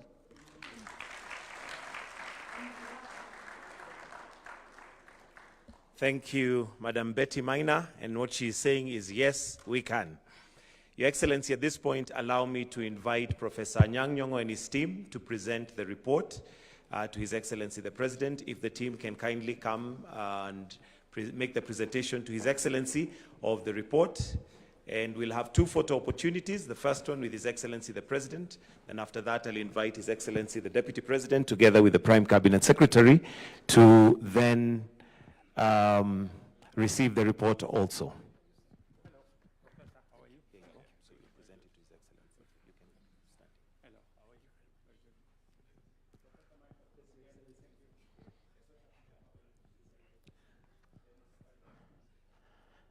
If we can just move this way slightly, Your Excellency, yeah, to be in the middle, right there. Some team members to come this side for the photo.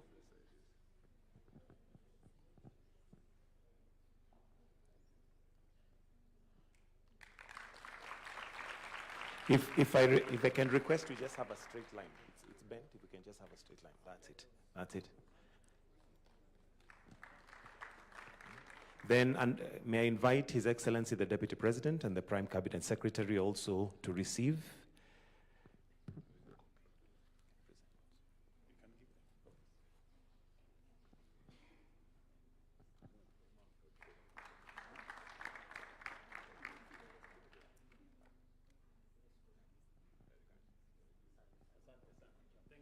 All right, thank you. Give them a round of applause. Your Excellency, with your permission, if I may now invite the Prime Cabinet Secretary, who will in turn invite His Excellency the Deputy President and His Excellency the President. A clap for the Prime Cabinet Secretary as he comes to address us.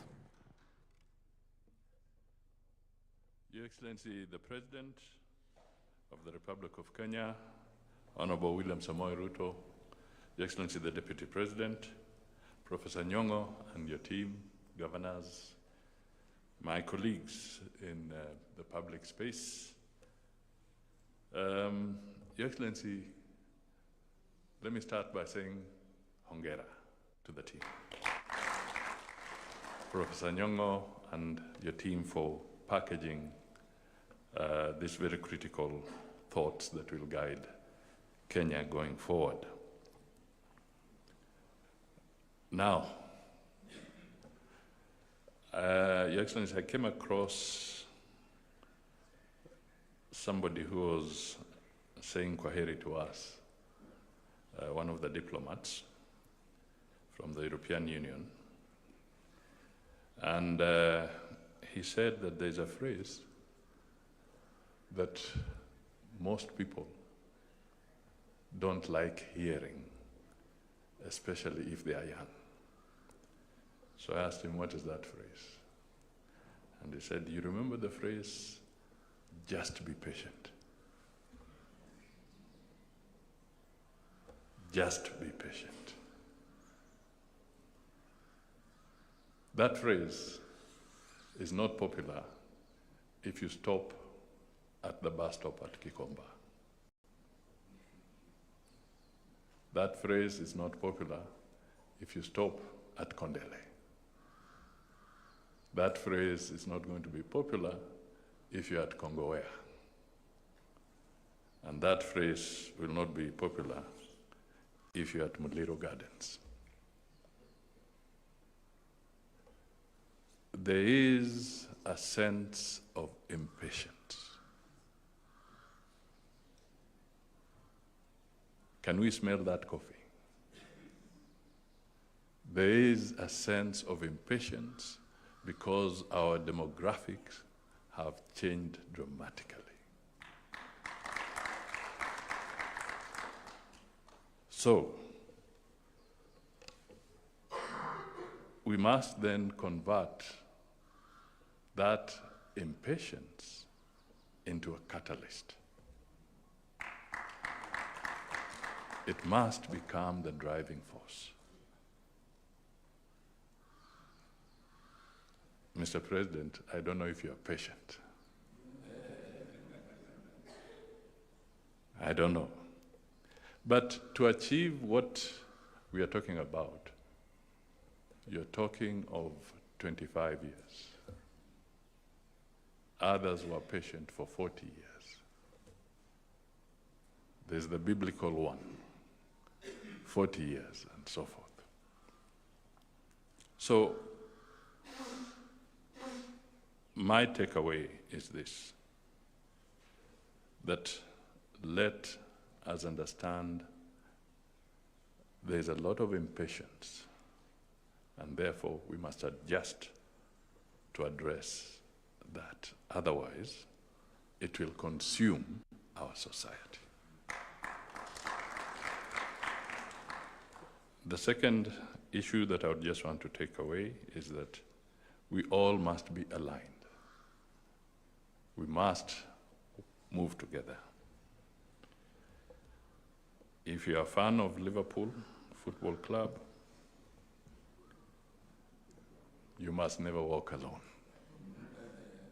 We must walk together to make sure that we carry everybody. We must reduce the lead time in the policy formulation to the point of implementation. Our legislature has got to play a very pivotal role in helping anchor these good policies into law. Time is of essence. Finally, Your Excellency, it takes courage and determination. What you are pushing through today, and I've chosen that word deliberately, pushing through, because Wakenya ni wagumu. The affordable housing agenda, rehabilitating the river in Nairobi, pushing to have the development that goes in. If we don't have a way of managing even the framework of public participation, and Parliament, I'm coming back to you to help us. There's a law pending.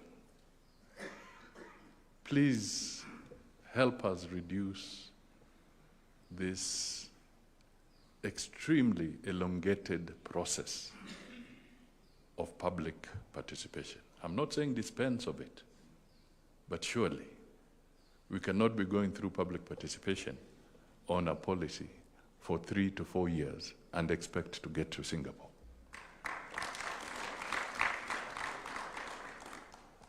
We will need to work together. So, since I started with the word patient and impatient, I know you are getting impatient because you want to hear the president and not Musalia Mudavadi. So, Mr. Deputy President, the fire must be fire.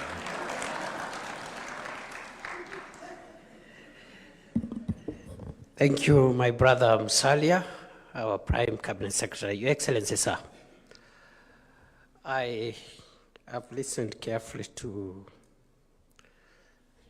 what we have heard this morning from the team led by Professor Anyang' Nyong'o.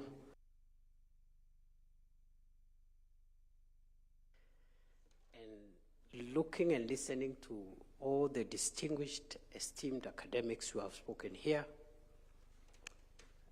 also having listened to Mzee Atwoli, our dad there, very, very experienced trade unionists, having listened to Betty there from industry and Betty, we are in good space. And I'm very blessed to be a son of Kenya because this is a great country, Your Excellency, that you're leading. I think we are fairly clear on the things we need to do based on a glimpse at this report into the future. What we need to do about the primary sector, which is our land that God gave us, with its potential for agriculture and the mineral wealth, which is a primary sector. And no country is very difficult.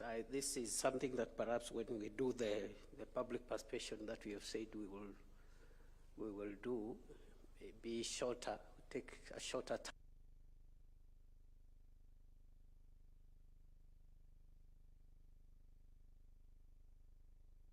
Developed nations, many have developed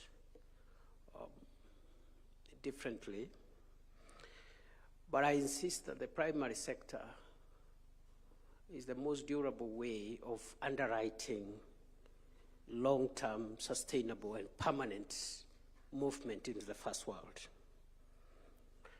I say so because there is emerging thinking that the service sector and other things that have emerged in the last few decades could also underwrite long-term movement into the first world. I don't think so, because of the possibilities of disruption of those sectors that could set us back again. Tourism is good, and all the other service sectors are good, but they could be disrupted by some of the things that we've seen lately.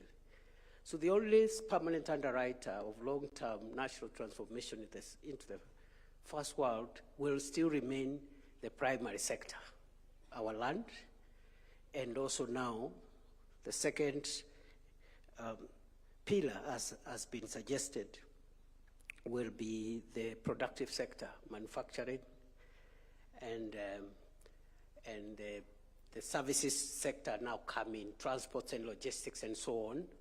And then finally, has been ably put out by this report, the enablers, our education, innovation, science and technology, research, value system, which is very important.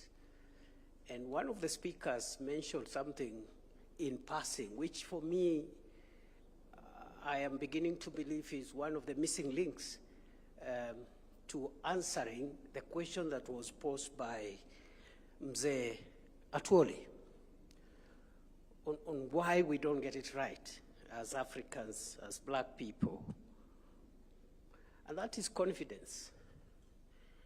I think we have all these factors, you know, a young population, good land, mineral wealth, but the confidence, the belief in our ability to do it like everybody else is something that we must build in ourselves. And you've led us very ably, Mr. President, in reminding us the need for us to believe in our country, to believe in ourselves, and make sure that nothing takes away our country's long-term interest from our view.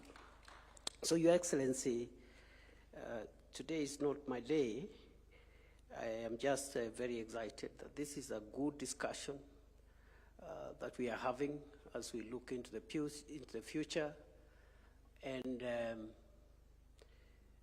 Professor Nyong'o and the other distinguished members of his team, and I hope going forward we'll have women members into this thinking, and our young people as well, so that we discuss the future together as you lead us and you guide us in how we move now that we have a starting point from our good brother Prof and the team. I just wanted to end by saying that they have helped us answer or start looking at a possible answer for the big bottleneck that has disturbed Africa and most of the developing world, which is policy disruption. Professor Kanyinga spoke about policy disruption. That is the biggest threat to the developing world, where every administration wants to come and do what they think is okay. And I've been asking myself, how do we incubate, how do we insulate the vision for Kenya from this administration, the next administration, and the other administration? And they have told us we must start anchoring the vision for Kenya in law. And once it's anchored, be adjusted. But it must be difficult to adjust it. So you'll have to go to Parliament and try and amend, that law, and that incubates at least this process in a big way from disruption. So I think that's a starting point of handling policy disruption. And I hope, Your Excellency, as you lead us into moving this discussion forward, maybe you may consider to also have political parties being part of this discussion so that nobody feels left behind. And when I say political parties, it means anybody, even if it's an opposition political party and you want to build into the thinking around this national vision, I think they should be welcome from as early as possible, because this is not about your administration. It is not about a particular political party. And political parties, being institutions of our governance, should be invited from very early, if those that want to participate, so that we depoliticize this matter. Mr. President, I've spoken for too long, which is unlike me, because the moment was a bit special. Welcome and speak to us.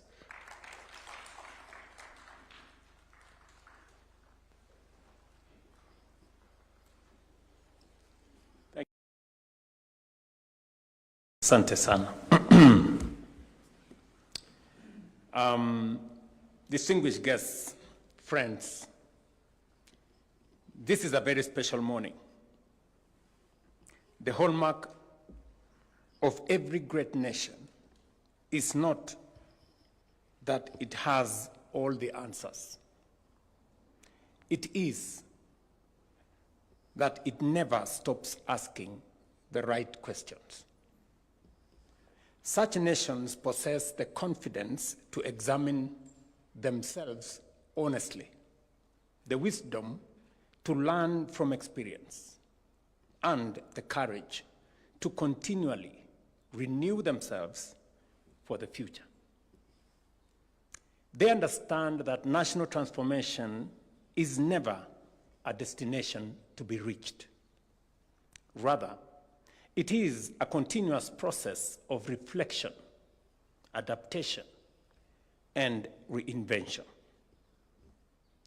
It was in recognition of this truth, in my State of the Nation address last year, I invited Kenyans to begin looking beyond today's challenges and to start reflecting on what our future should look like.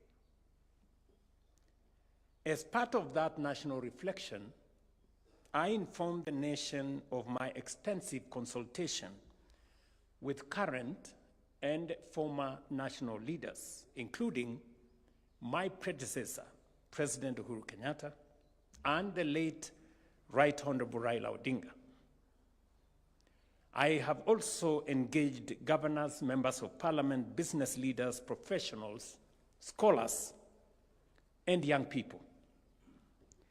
In my conversation with the late Right Honorable Raila Odinga, he consistently reminded me that no nation has ever developed without inclusivity and unity in diversity. I remember he mentioned to me about infrastructure, and infrastructure.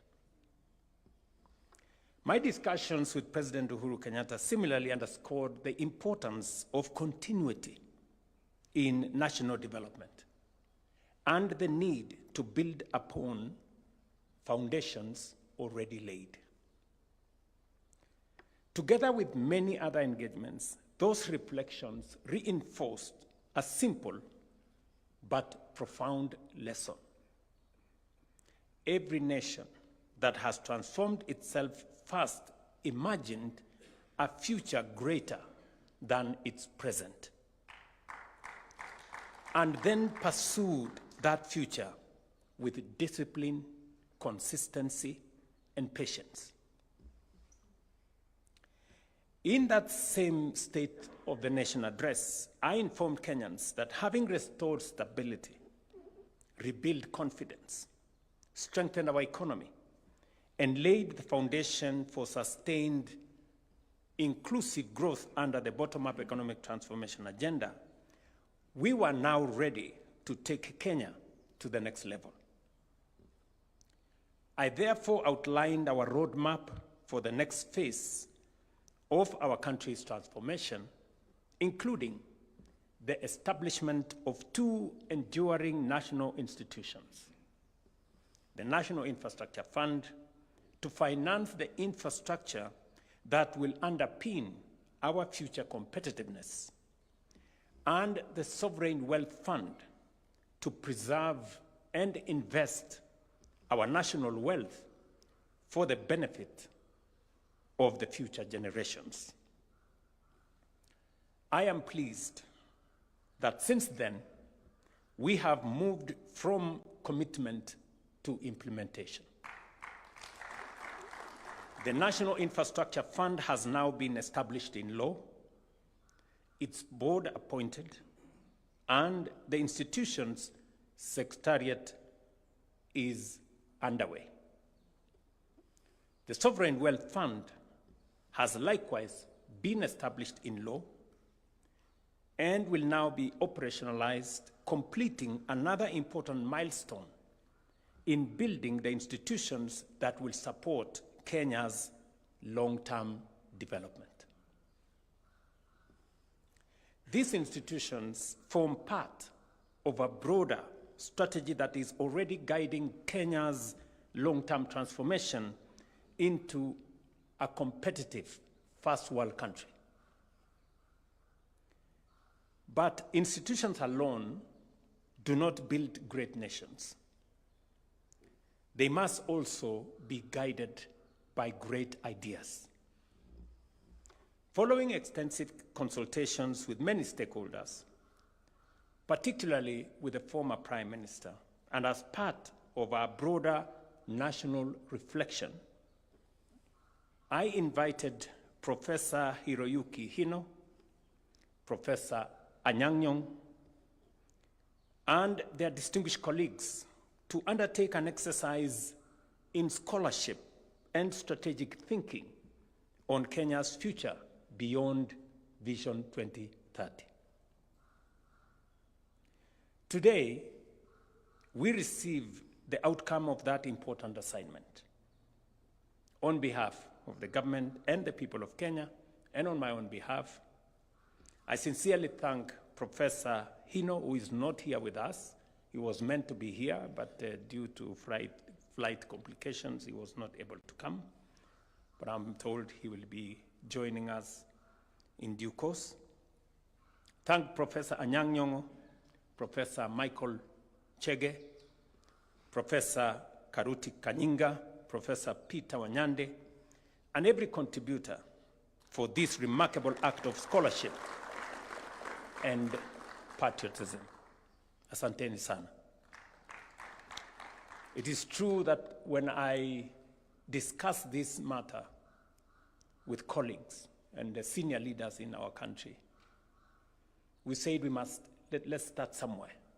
And I did ask Professor Hino, Professor Michael, and Professor Peter Anyang' Nyong'o here to give us some ideas. And they developed a team with which they worked with, and we are very happy that we now have a report. This proposal is a thoughtful and valuable contribution to an important national conversation. Its value lies not in providing every answer, not even in the composition of the team, but in asking important questions, challenging our assumptions, broadening our thinking, and enriching our reflection on the choices that will shape Kenya's future. All these efforts are driven by one larger reality. For nearly 2 decades, Vision 2030 has provided our nation with a shared sense of direction. It has guided reforms, inspired investment, and shaped Kenya's development journey. But every nation and every national vision eventually reaches its sunset. As Vision 2030 approaches its conclusion, the responsibility now falls upon our generation to imagine what comes next. I have just had an opportunity to glance through this report. While I have much more to study and reflect upon, I am encouraged that many of the issues it raises speak to the strategic direction we have already begun pursuing. Far from beginning from scratch, the report builds upon foundations already being laid while offering thoughtful perspectives that can enrich Kenya's long-term transformation. These are ideas that deserve careful study, thoughtful reflection, and broad national engagement. Ladies and gentlemen, development cannot be a project of one administration, nor should every election require us to abandon one national vision and begin another. Professor has told us nations don't develop by accident. It has to be intentional, deliberate, planned. Nations that achieve lasting prosperity succeed because they sustain a common purpose across decades, even as administrations change. Kenya must cultivate that same discipline. We must think beyond electoral cycles, sustain what works, improve what can be made better, and build a national consensus around our long-term aspirations.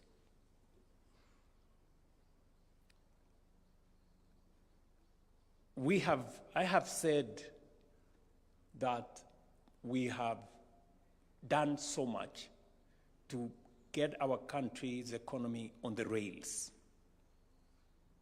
And 3 years ago is so fresh in my mind when we sat in a room called Room 6 here with colleagues and friends, including David and my Council of Advisors.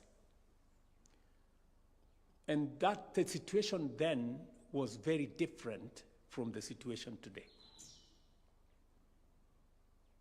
In that room, 3.5 years ago, we were grappling with a $2 billion debt that was threatening to torpedo our country. Today here, we're discussing the National Infrastructure Fund, which has $2.7 billion cash, not debt.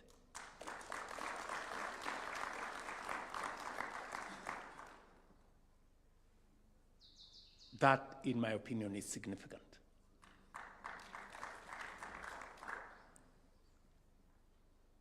Also, when I had a conversation with my predecessor, and he talked to me about continuity, I remember when we prepared the Kenya Kwanza manifesto, and I am very proud about the manifesto that we wrote, sometimes I ask myself how we managed to write such a manifesto. And I want to thank my predecessor, President Uhuru Kenyatta. He gave me leave of absence for like 2 years.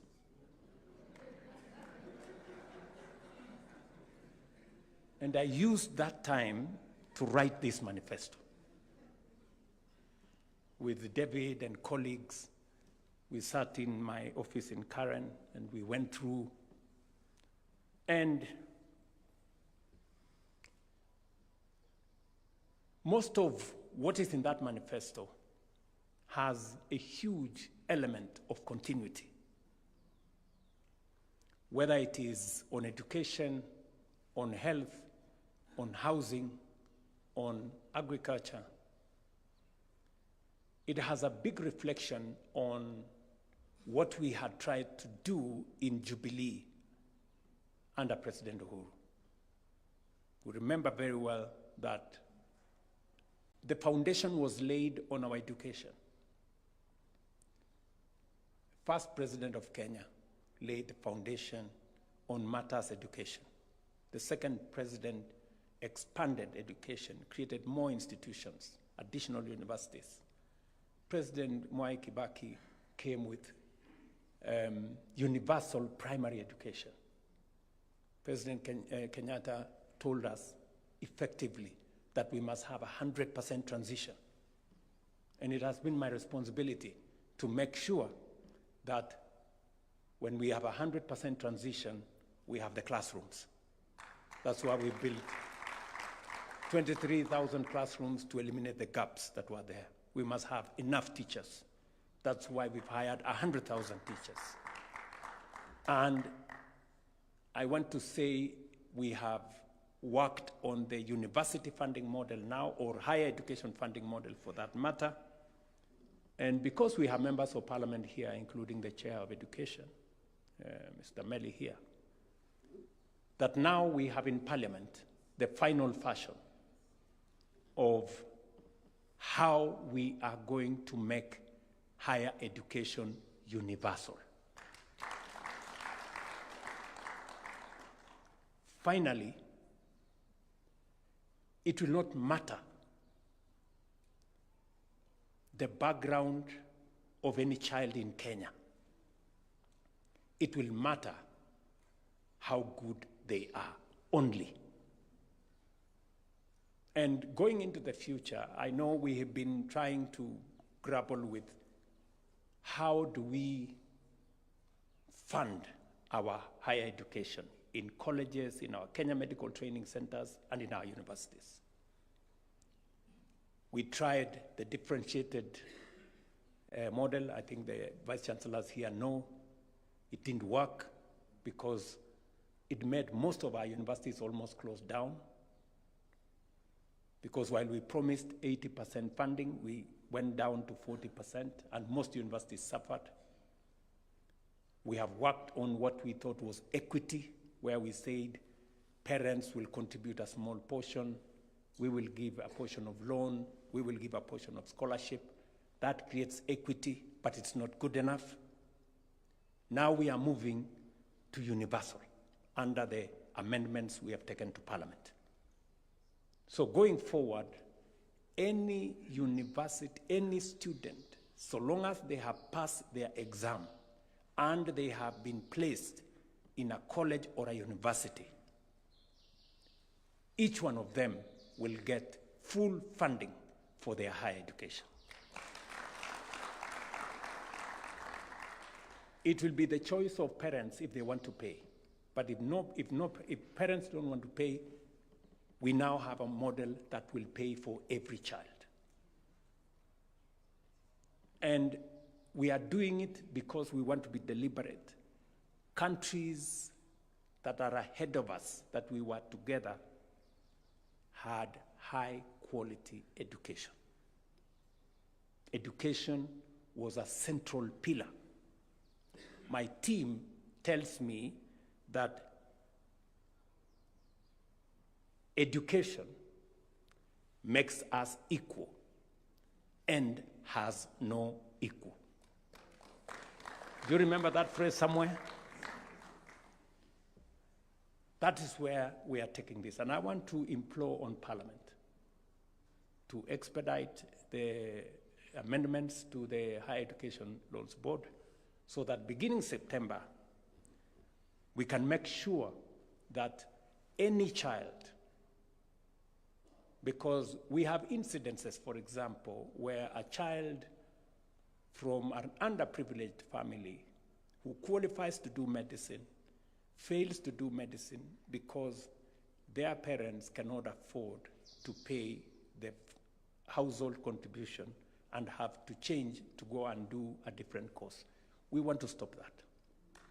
We want to make sure that if a child qualifies to do engineering or medicine, funding does not deter them from achieving their goal.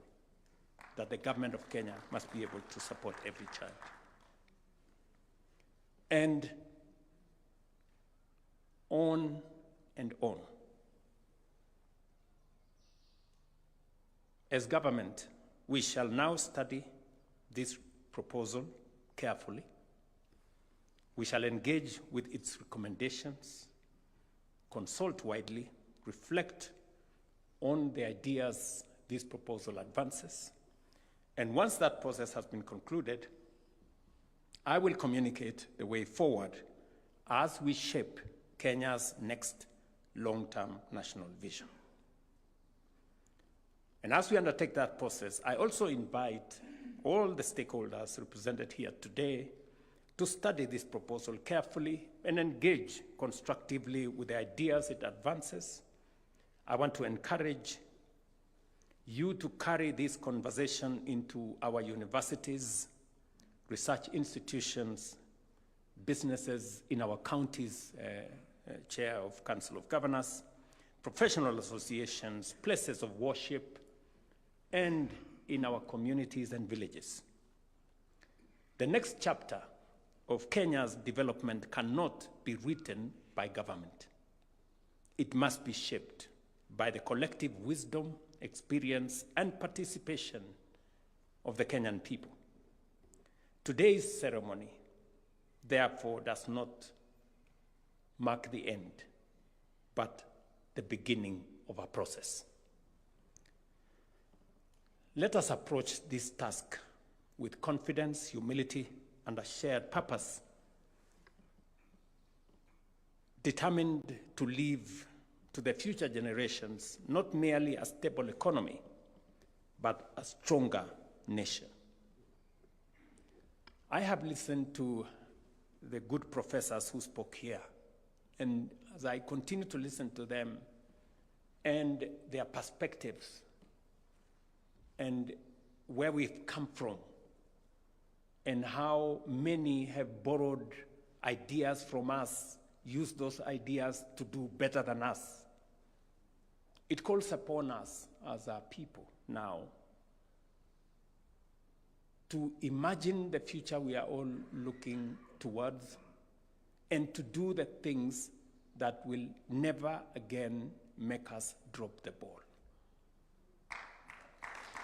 And I must speak specifically to the people sitting here and those outside here who are leaders. You know, the responsibility, friends. I know we have tried to give many explanations on why we haven't moved as we should or as we expected. The biggest challenge in my reflection is that leadership must play a very central role. Political leaders, business leaders, civil society leaders, professional leaders, all leaders, religious leaders, we must all bring our leadership to bear for us to move this country to the next level. And we must own up that it is us And that is why I keep saying I will lead from the front as much as is practically possible for me. I will not try to hide behind, maybe so-and-so, maybe this was not. Because what we have achieved today in the last 3 years has not been easy. I had many opportunities to back down and to say, okay, it's become difficult. The courts have decided, the people have said something different, some groups have pushed back. But you see, together, we have moved. And I want to appreciate that Parliament has made a huge contribution. The courts have assisted us to create a better future. I remember on housing, for example, the court suggested to us that please go and do a proper law. And we went and did a proper law. So they have made a contribution towards where we are going. The people gave their views, and everybody has come together. And that is why we are implementing that process. So it takes leadership from across sectors for us to be able to move forward. You have said, Professor Kanyinga, that, we were better than China in 1981, 82, 83. I mean, that is so recent. Every one of us here was born by then, right? Just imagine that China was just a, country poorer than us. How many years ago? 30 years ago. Look at where they are, So when we say that this great country of ours can become a first world country in our generation, it is doable. Play your part, as Anyang' Nyong'o told us. It is doable, play your part. Everybody must play their part. And we must believe in ourselves. We must believe the challenge, that I come across with many people in leadership positions is that they have given up. They are just there, telling us how impossible things are, how others have tried and failed, how this has been tried and failed. So what the hell are you doing if you have no energy to move things to the next level? Please exit. Get out of the way. You're causing a jam. Honestly, if you have no energy to move anything anywhere, you're just a stumbling block, you are, So really, we must believe in ourselves, and we must believe in a greater Kenya than the one we have today. I am so persuaded about a first world country that is Kenya, that we must do everything and anything to get ourselves going. When Professor Kanyinga said how Kenya was better than many countries, we were better than this country, we were better than this country. I saw a report the other day, about, I think, a week ago, and I asked my gentleman there to Google it for me. Can you bring it? I want to read that thing. Yeah, this was just a report, I think, a few days ago. And the report says, just hold on, yeah, it says here, Kenya's stock market ranked among the world's best performing markets. This is 4 or 5 days ago. And this is the story. The Nairobi Securities Exchange has indeed been ranked as the 4th best performing stock market globally in the first half of 2026, delivering an impressive all-share index return of plus 26%. The bourse outperformed major international markets like the US Nasdaq, the UK FTSE 100, China's Shanghai Composite. Did you get that?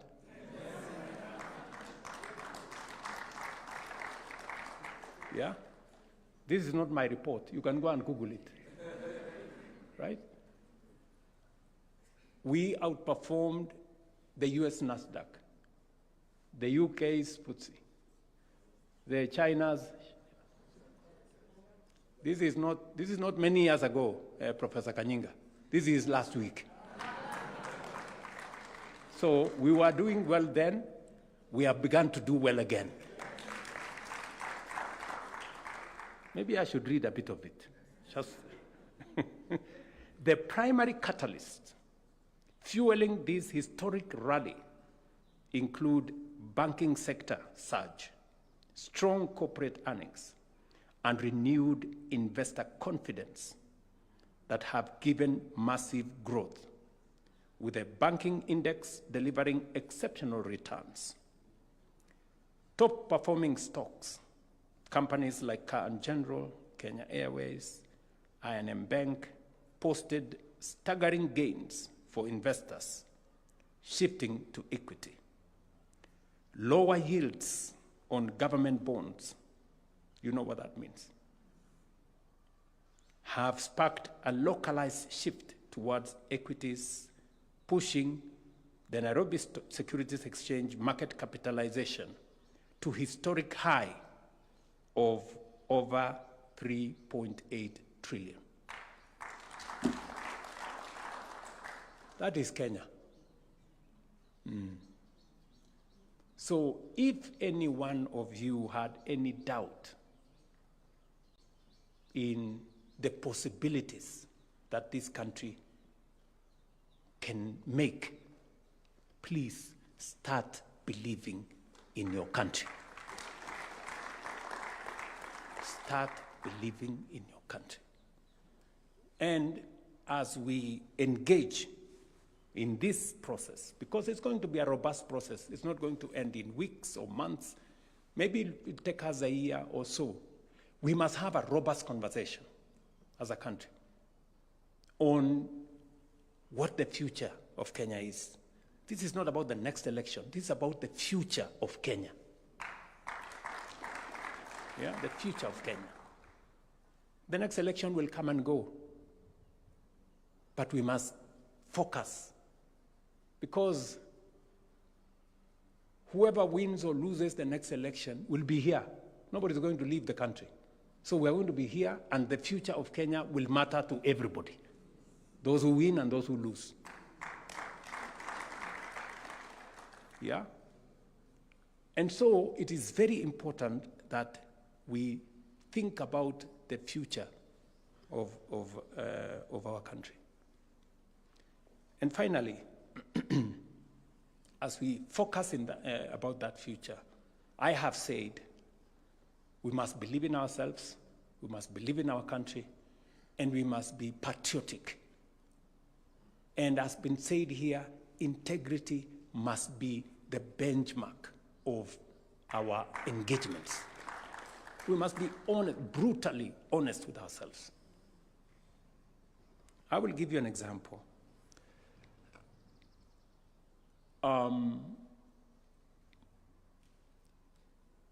We are a country that believes we are a robustly democratic country.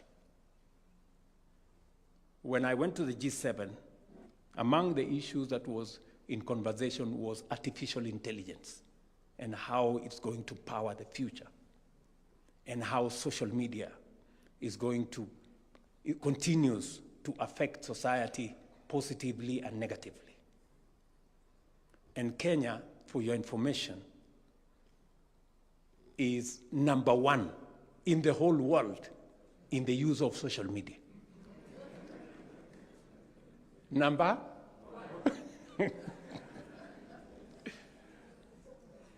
It is said that every Kenyan, or on average, Kenyans spend 4 hours and a few minutes every day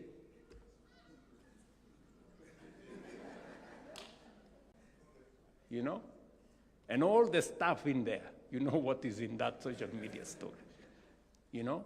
But even with all that, we are still surging forward.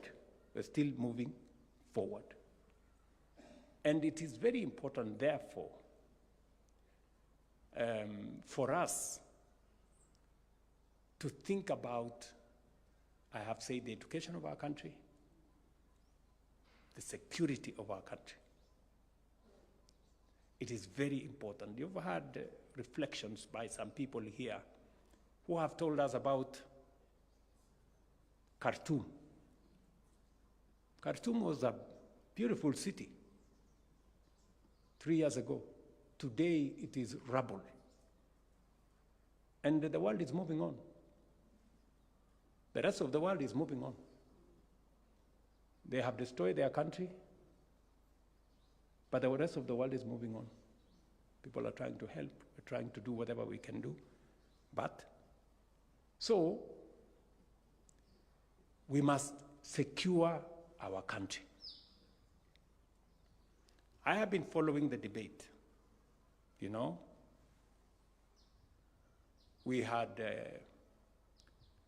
the demonstrations, democratic, constitutional, legal. But we also have criminals and thugs and characters who destroy people's property, steal from people, burn down buildings.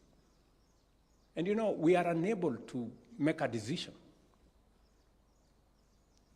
You know, you find people who've come to town, they've destroyed, burned down shops, destroyed people's property. And, you know, the conversation is, please, you know, these are our children. You know, these are our children, so we must listen to them, which is okay. You know, yes, must listen to them. We continue. Some people arrested, you know, with criminality, taken to court. They're given a bond of 200 shillings. They live there, you know, because they're our children. And then they go on. They now go to political rallies.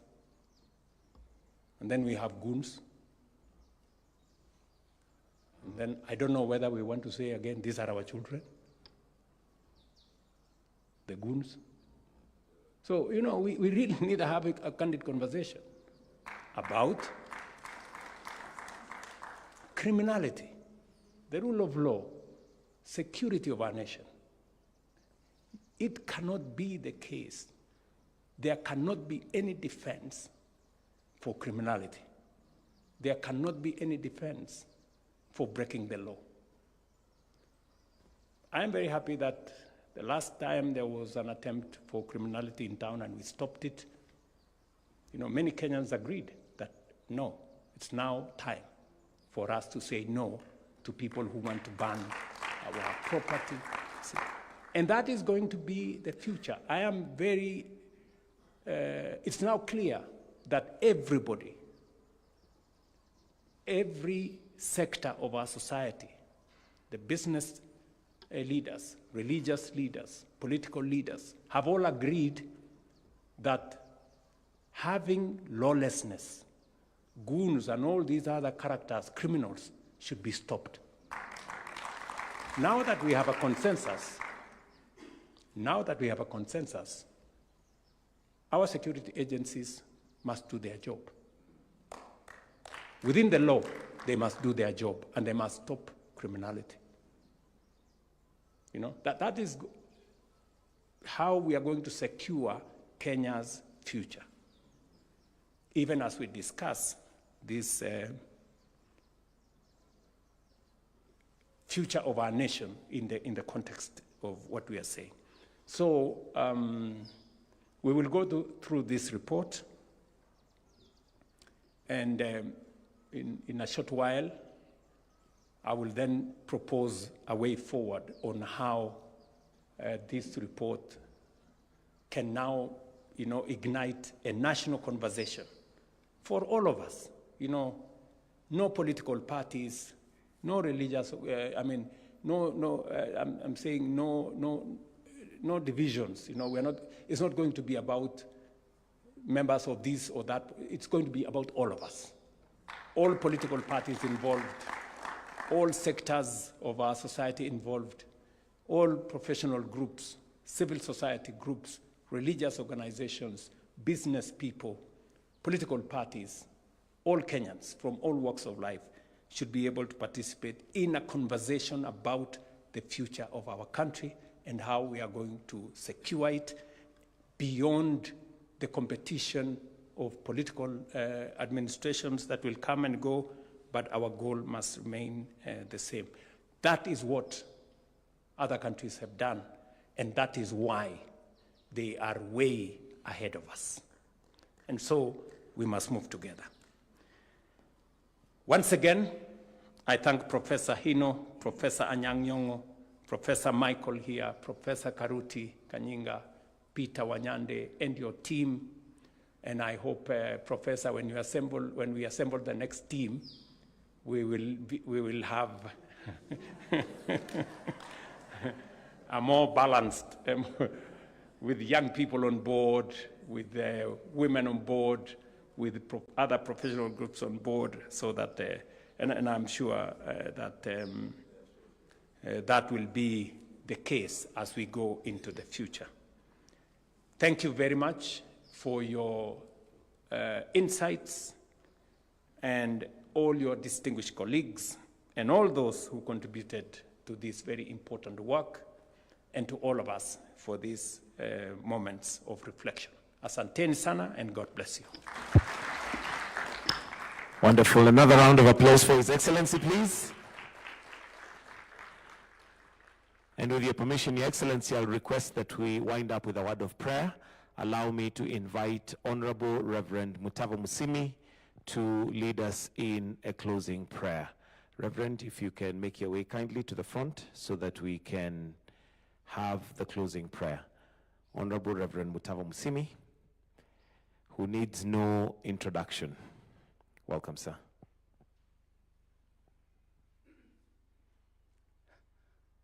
Your Excellency, thank you for inviting us.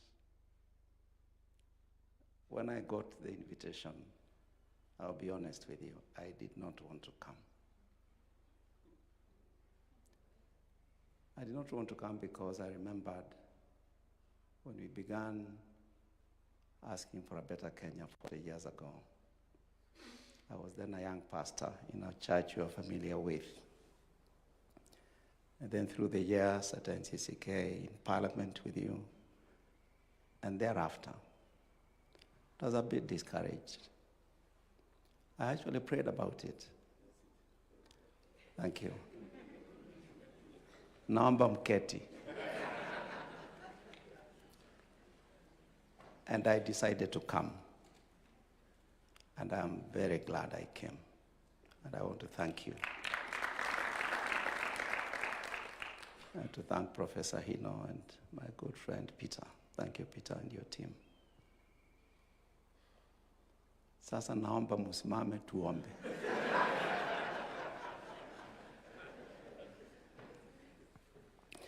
Our loving Heavenly Father, who alone is immortal and dwells in unapproachable light, we stand before you today representing this wonderful nation under the leadership of President William Ruto, your servant. We thank you for today and all the reflections that we have had the privilege to listen to. We thank you for the work done by these able servants. And now we beseech you, our Lord, as the President reflects on what we have heard and many other sources at his disposal, that you will grant to him wisdom, you will grant to him courage, you will grant to him holy impatience, and give him grace so that he can bring to the country a proposition that we can begin to own as we debate, as we discuss, as we analyze. We beseech you, our Father,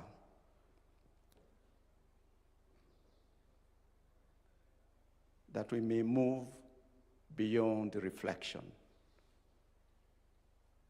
the dangers of the paralysis of analysis, to the joy of action and implementation and resolution.